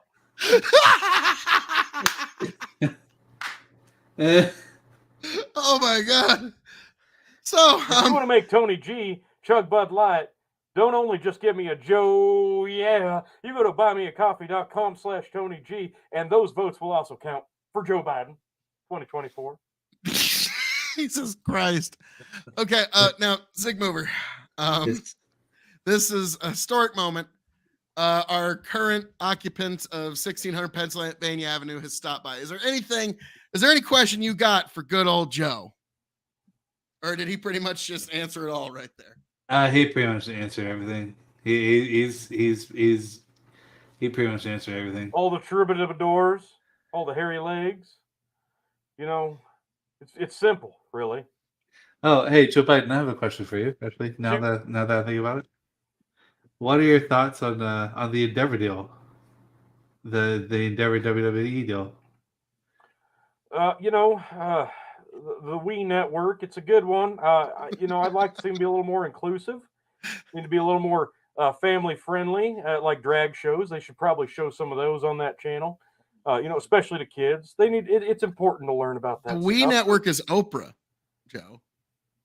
Yeah, that's what I'm talking about. Isn't that what you asked me? No. Yes, it's the merger of Oprah's We and UFC. Yes, that's Oprah's We and UFC. Yes. Oh, okay. So what'd you say about an Endeavor? Look, whatever my son did, that has nothing to do with me or my chances of becoming president for the 4th time.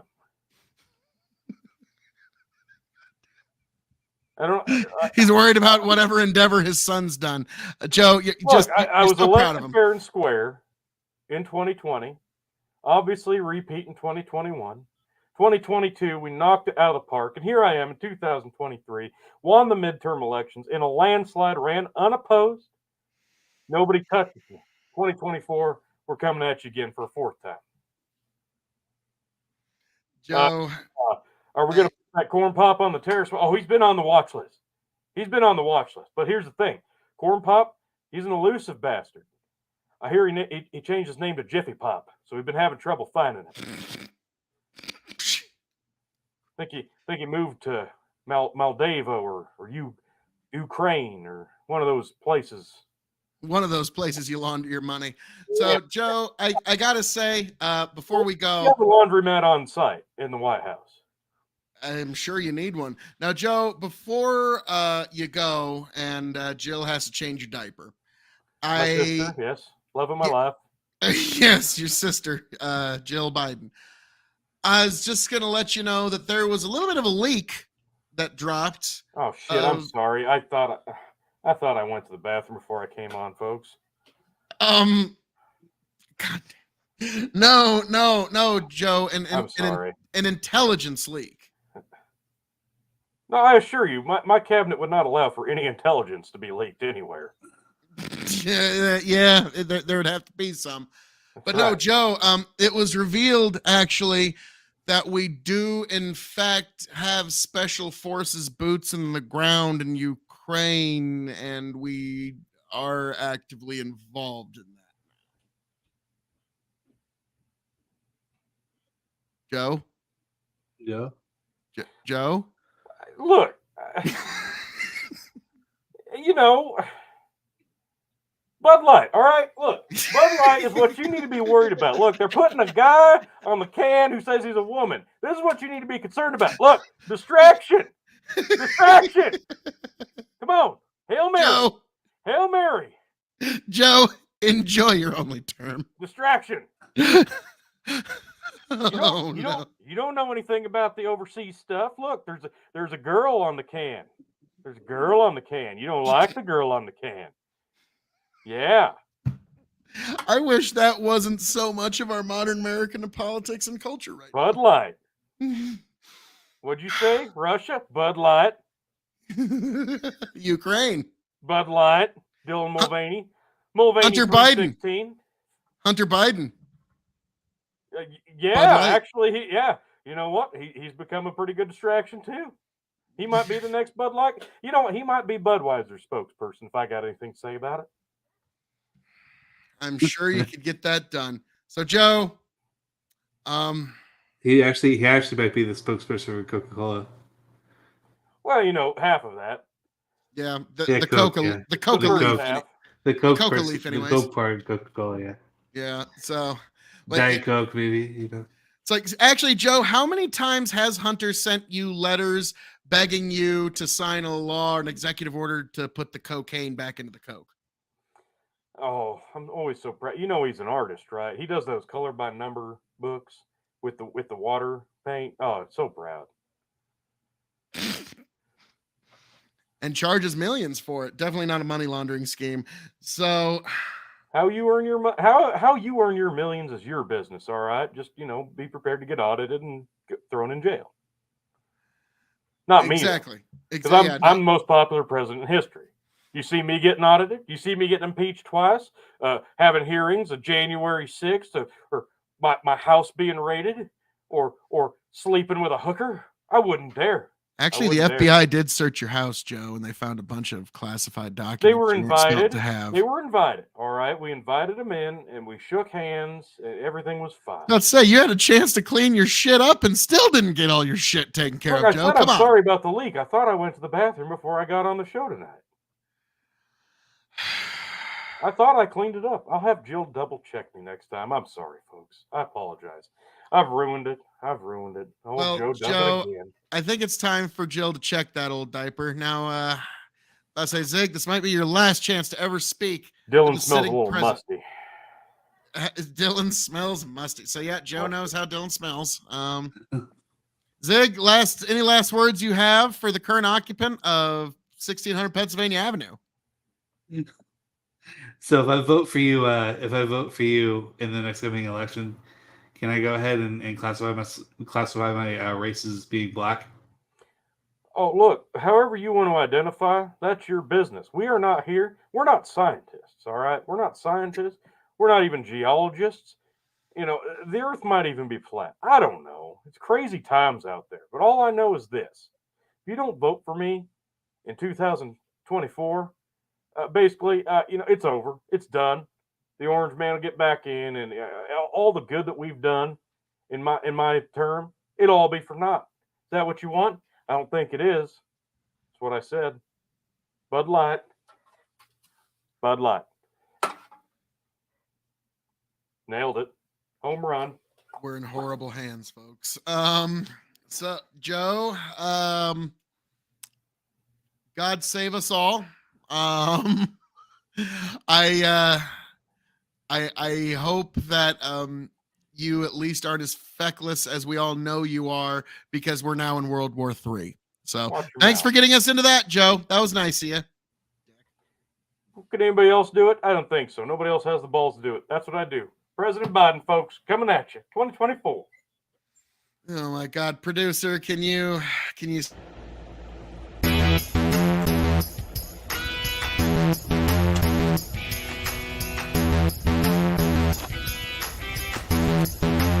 Oh yeah, Mulvaney 316 says I just lost you $5 billion. And if you're not down with the LMFAO plus community, give me an old Joe, yeah.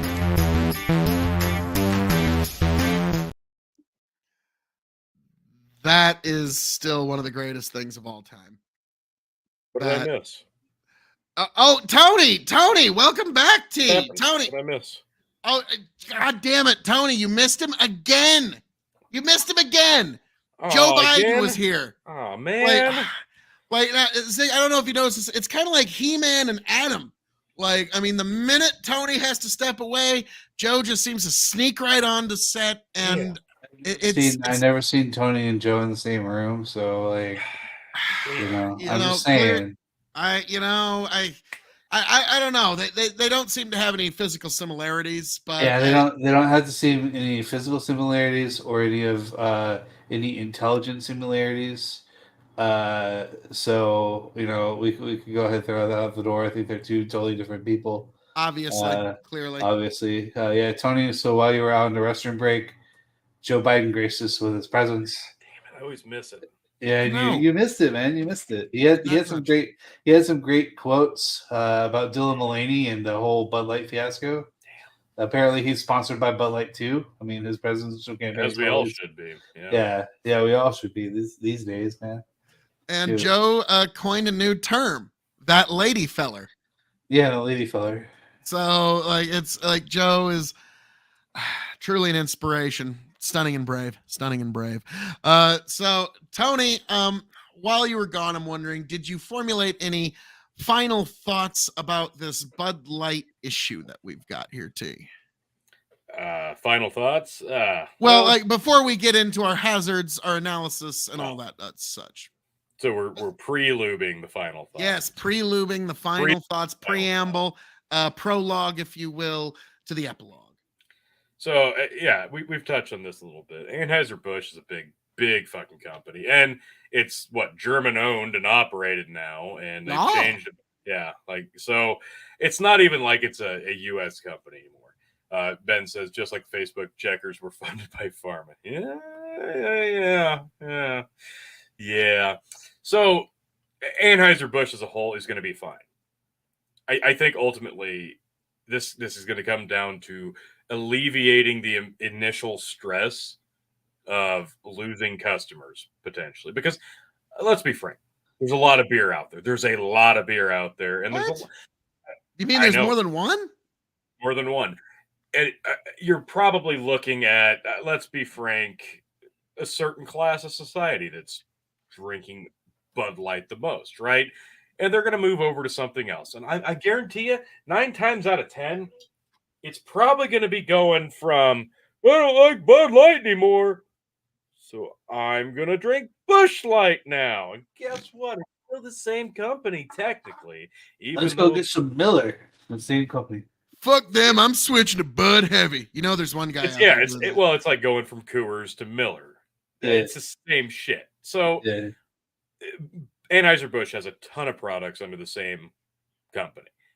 Ultimately, they're going to be fine. And eventually, Bud Light will probably be fine too, but they've got to find out a way to alleviate this stigma in the short term.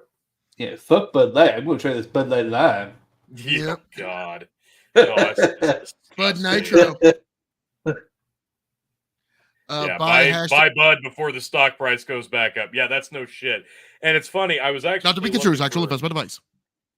I don't know what this is, but I'm going to read you something from the pinknews.com. I don't even know what this website is. It popped up when I searched this. Bud Light shares hit new highs in wake of collab with trans TikToker Dylan Mulvaney. This is on April 12th, so this is a couple days ago. I don't know where they're getting their information, but that's a pretty big contrast from losing $5 billion the share price for Bud Light's parent company have reportedly hit a record high despite the transphobic backlash of TikToker Mulvaney's sponsorship deal with the brand. Let me just asterisk here right now. The share price for Bud Light's parent company have hit a record high. Despite sales reportedly dropping in some parts of the U.S. after several transphobes claimed they would be boycotting Bud Light because of the partnership.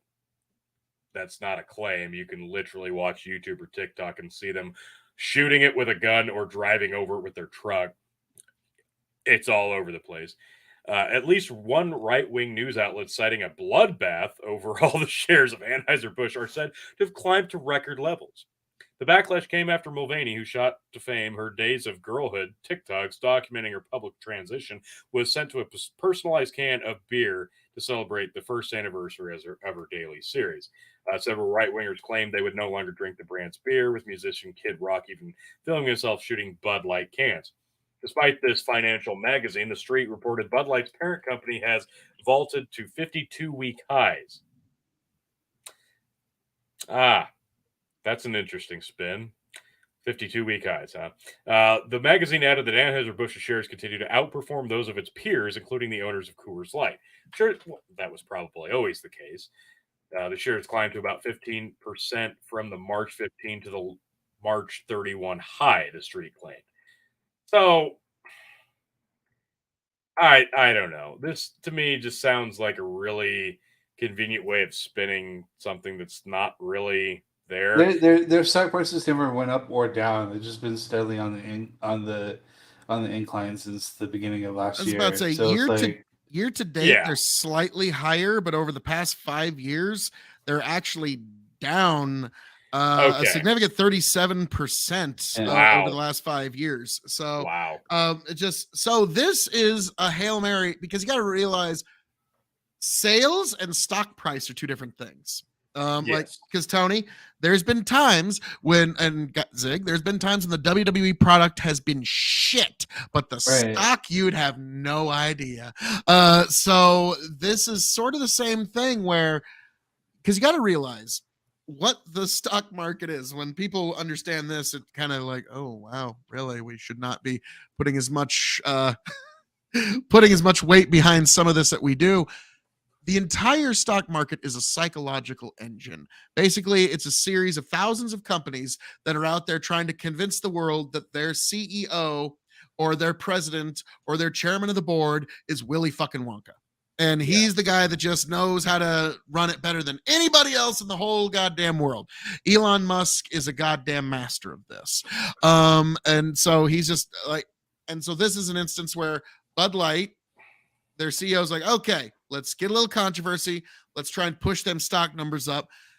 And regardless of sales at the moment, it's getting them a lot of good press, and people will buy the stock based on the press. Now, me, like I always say, not to be construed as actual investment advice, but I would say I would not be buying Bud Light at the moment, but I also wouldn't be going short Bud Light because, like Zig said, it's been fucking sideways damn near all year. Yeah. Okay. Like, it's like, so this is something that they were trying to do to try and get a little stock bump. Still didn't fucking work. But well, you've got to consider the fact that Anheuser-Busch is always going to be behind the 8 ball. Now, right now in America, you're seeing a big boom in craft beers, but Anheuser-Busch has tried to cash in on that craze too, and it's just never going to work because a big conglomerate like Anheuser-Busch, it's never going to have a product that meets the specifications that are going to meet the public ire of a craft beer type situation. We have people out like the way we freak out about whiskey, people do that and tenfold over IPAs and craft beers. Anheuser-Busch is never going to be able to capitalize that. That doesn't mean that a majority of their sales need to be catered to craft beer drinkers. They absolutely do not, because that makes up just a fraction of beer consumption overall. So, why didn't they take that same concept when looking at marketing and go, should we cater to a small niche section of our consumers and potentially alienate a majority of the consumers just for some publicity? Or should we maybe play this one safe? I'm not saying it's right or wrong, and I don't give a fuck who you have to sponsor your shitty beer. It's still shitty. I don't care. Again, I think they should have doubled down, and the apology was shit. But if you're gonna do it if you're gonna do this, you're gonna have Dylan Mulvaney do whatever. It could have been done in a different way that it wouldn't have caused so much outrage. And I don't have the perfect answer to this. And I think a lot of the outrage is pretty fucking completely unnecessary. It really is. Like, people are freaking out over a marketing campaign. It's it's pretty stupid, honestly. Marketing is always going to be marketing. You don't have to agree with it. It's going to be effective one way or another. But good God, they had to have thought about this and gone through with it anyway. Why did they do it? Why did they do something? And we're seeing now that it affected them in a big way. It cost them a lot of fucking money. And I understand that the internet is going to be really rough when it comes to pushing these smear campaigns on a product that it disagrees with their marketing. So that helped a lot too. So what they're going to do to fix this, I'm actually kind of anxious to see. They're not going to fix the actual product. It's all marketing. So whatever it is that's going to be the saving grace for Bud Light, it ain't going to be in this glass. It ain't going to be what comes in the can. It's all in the advertising. It's all in the marketing. So what they do next, that bullshit apology on Twitter, that wasn't shit. So what else you got? Because that was a swing and a miss. So I think we come to that point where it's not the campaign, it's about sending a message. It kind of I like that. We get to this point where we have the hazard and the analysis of this particular topic. So for the Bud Light topic in general, Zig, as the guest this evening, we're going to let you go first, sir. What do you see? What do you see as the hazard and the analysis going forward? As far as the hazard is concerned, I don't really think this advertising is going to do anything really major. I think it's more with the apology. I think it's more detrimental than it is with the than just not saying anything and just going about it. I'm a proponent of, if you're going to do something, just go balls to the wall with it and put all your effort into it. And if it fails, it fails. You got mud on your face, just you dust yourself off, try again, on something else. There's no room really for apology because you meant to do what you meant to do. Yeah. Regardless of, like, Anheuser-Busch knew what they were fucking doing with the whole Bud Light thing. They knew what they were doing. And they probably knew that they were going to get blowback from it too. They probably knew it was like, hey, our core fan base, which are probably probably the super conservative NASCAR watching, sports watching, white people are not going to like this. But hey, we're going to try and do it because we're going to try to reach a fan base we're going to try to reach a demographic and a user base that probably doesn't drink our product on the regular or doesn't consume Bud Light on the regular. So that's why they reached out. Like, I understand why they did it. But I don't understand like the backtracking after. Like, you understand, you could have, that letter that you sent, you could have, hey, this is why we were trying to do this. And if you don't like it, you don't like it. That's fine. We knew you were probably not going to like it. But this is why we're trying to do this. We're trying to reach out to a market, that's probably not, that doesn't consume Bud Light. This is probably like Tony said earlier. This is the market that consumes IPAs. This is the market that consumes these craft beers, these probably like very small brewery beers or whatever. That's the market that market goes for. I know people that are part of this market that go for those kinds of beers. They don't drink Bud Light. They don't drink Miller. They don't drink like these common beers that you see on the TV all the time.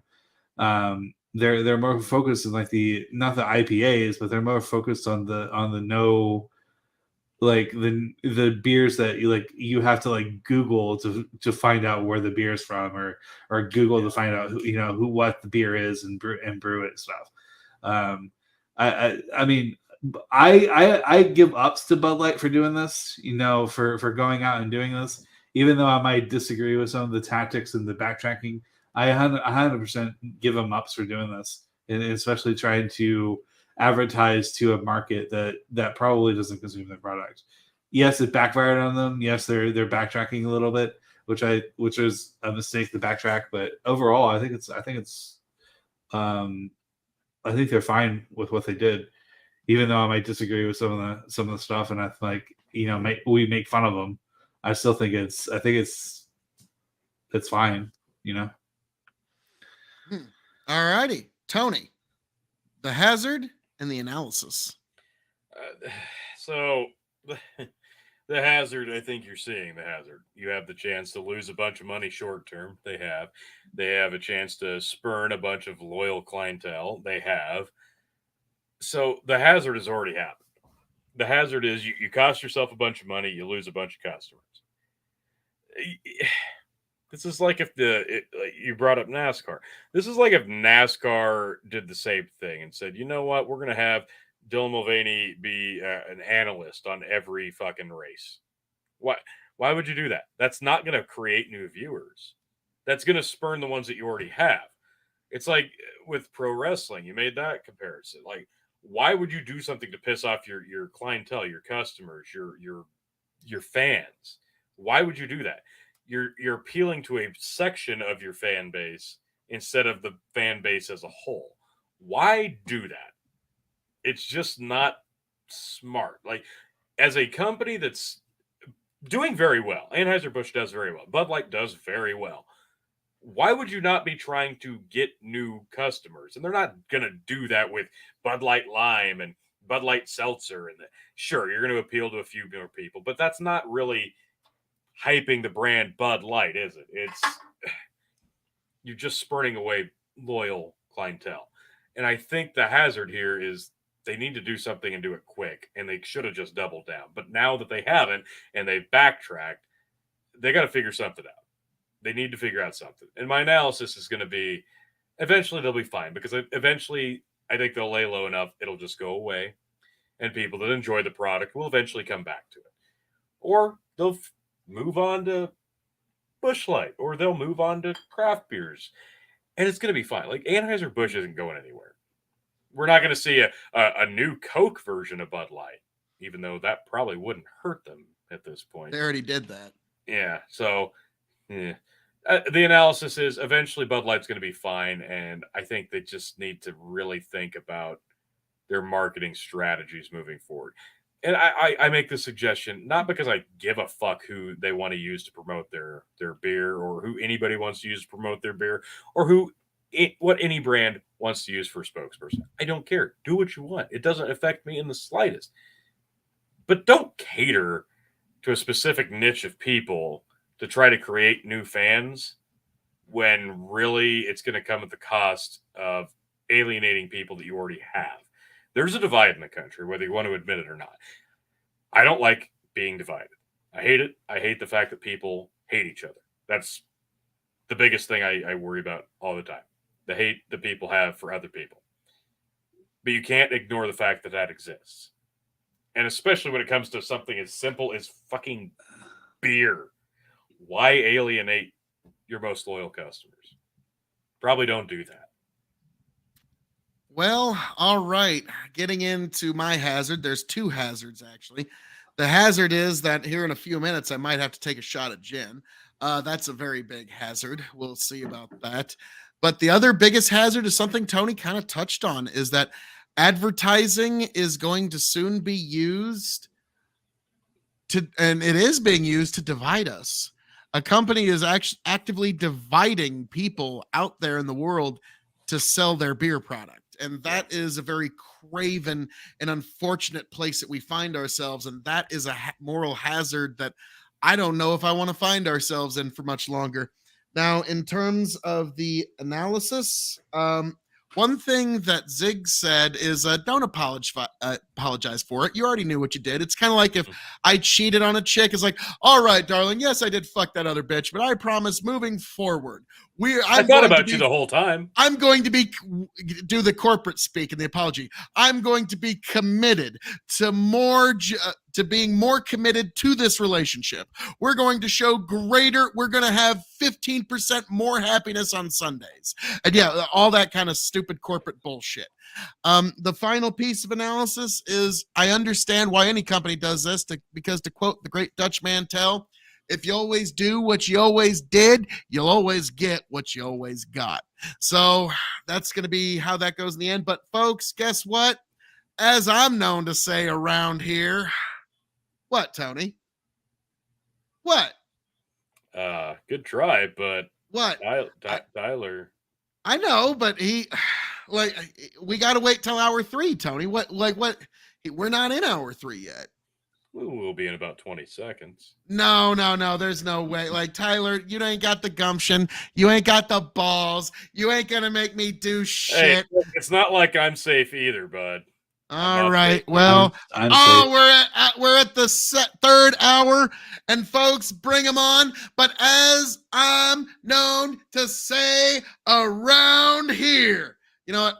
Before I get that, because when I drop the finals, oh, God damn it, Bandit.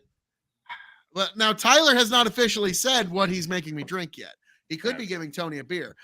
Chicken's got a bud. So while you get that ready, Ziggy Zoggy of Ziggy Zoggies of Oi Oi Ois.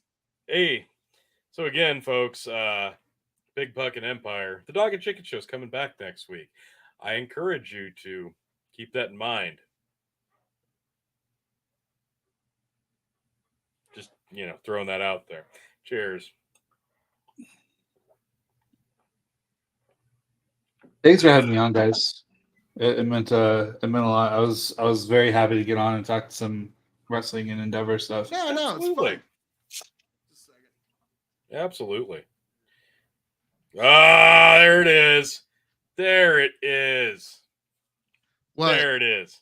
God damn you guys. Tyler, gin for Phil. There we go. So is that a double? Yeah, Bandit and Tyler, looks like. Tyler and Tony. Why? So why not? Why not? Oh, that's almost a 2.5. I'll end tonight with the classic Gaelic. Jesus. Classic Gaelic toast. I usually start it. And for all of you beautiful people at Big Buck and Empire, Hazard Analysis, KOE Nation, Revolutionary Wrestling Podcast, and wherever you can find me, Tony, Chicken, and all of this crazy cast of characters, folks, this is to fighting, stealing, and drinking. If you're going to fight, may it be for a friend.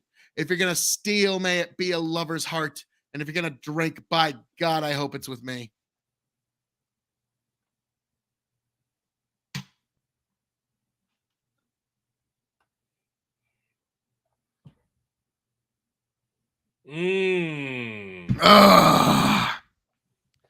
So, folks, all that being said, thank you for joining us here at the Big Buck and Empire Hazard Analysis, KOE Nation, wherever you can find us, folks. God bless every last one of you, and I hope all of you make it back here happy, healthy, much the wiser. Raise a glass to yourselves, folks. You can find me, of course, Phil KOE at KOE Nation on YouTube, TikTok, and Twitch. Find me at Tony over at Revolutionary Wrestling Podcast. Next week, folks, Big Buckin' Empire makes its Big Buckin' return. But do not worry, folks. Hazard Analysis is going Sunday nights here, folks. So you can get this amazing Tony Phil content every week, no matter what's going on. God bless every last one of you. Thank you for being here. Thank you for joining us. Zig, thank you for joining us this evening. Give the folks a shout out to where they can find you, sir. Twitter, twitter.com/Zigmover. You can also find me twitch.com/Zigmover. I don't stream that much. I tried to start a wrestling podcast. I kind of fell through, but we're trying to ramp it back up. It's going to be called the Surprise Roll Up. It's going to be a weekly to bi-weekly wrestling podcast. We're going to talk everything, including AEW, Impact, WWE, indie stuff. I've been getting into what was it? Not House of Hardcore. There's another like federation in New York that I've been getting into. It's JD from NY's federation that he's part of that I've gotten into recently.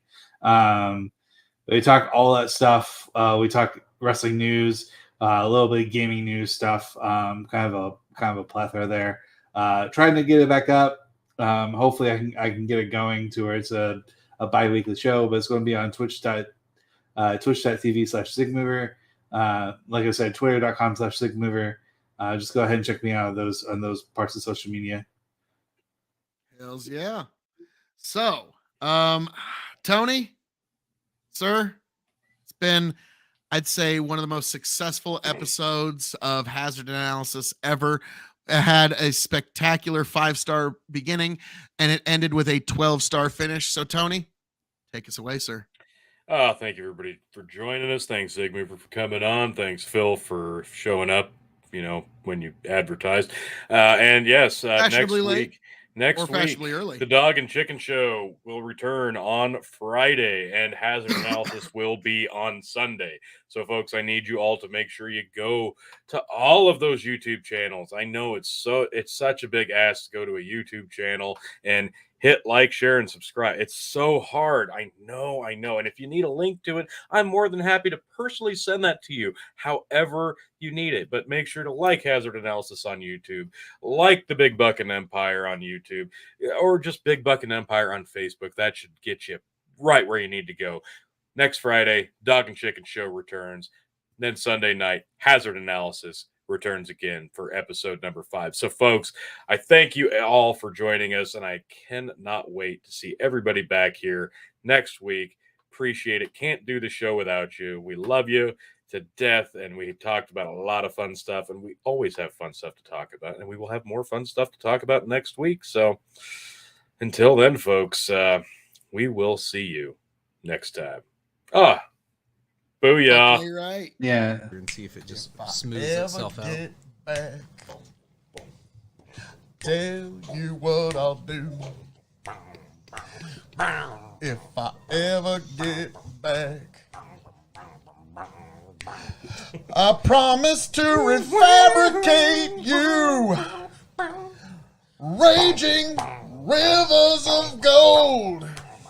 That's what the brochure advertised. And now we're lost. We gotta take it down. Let you down slow. It's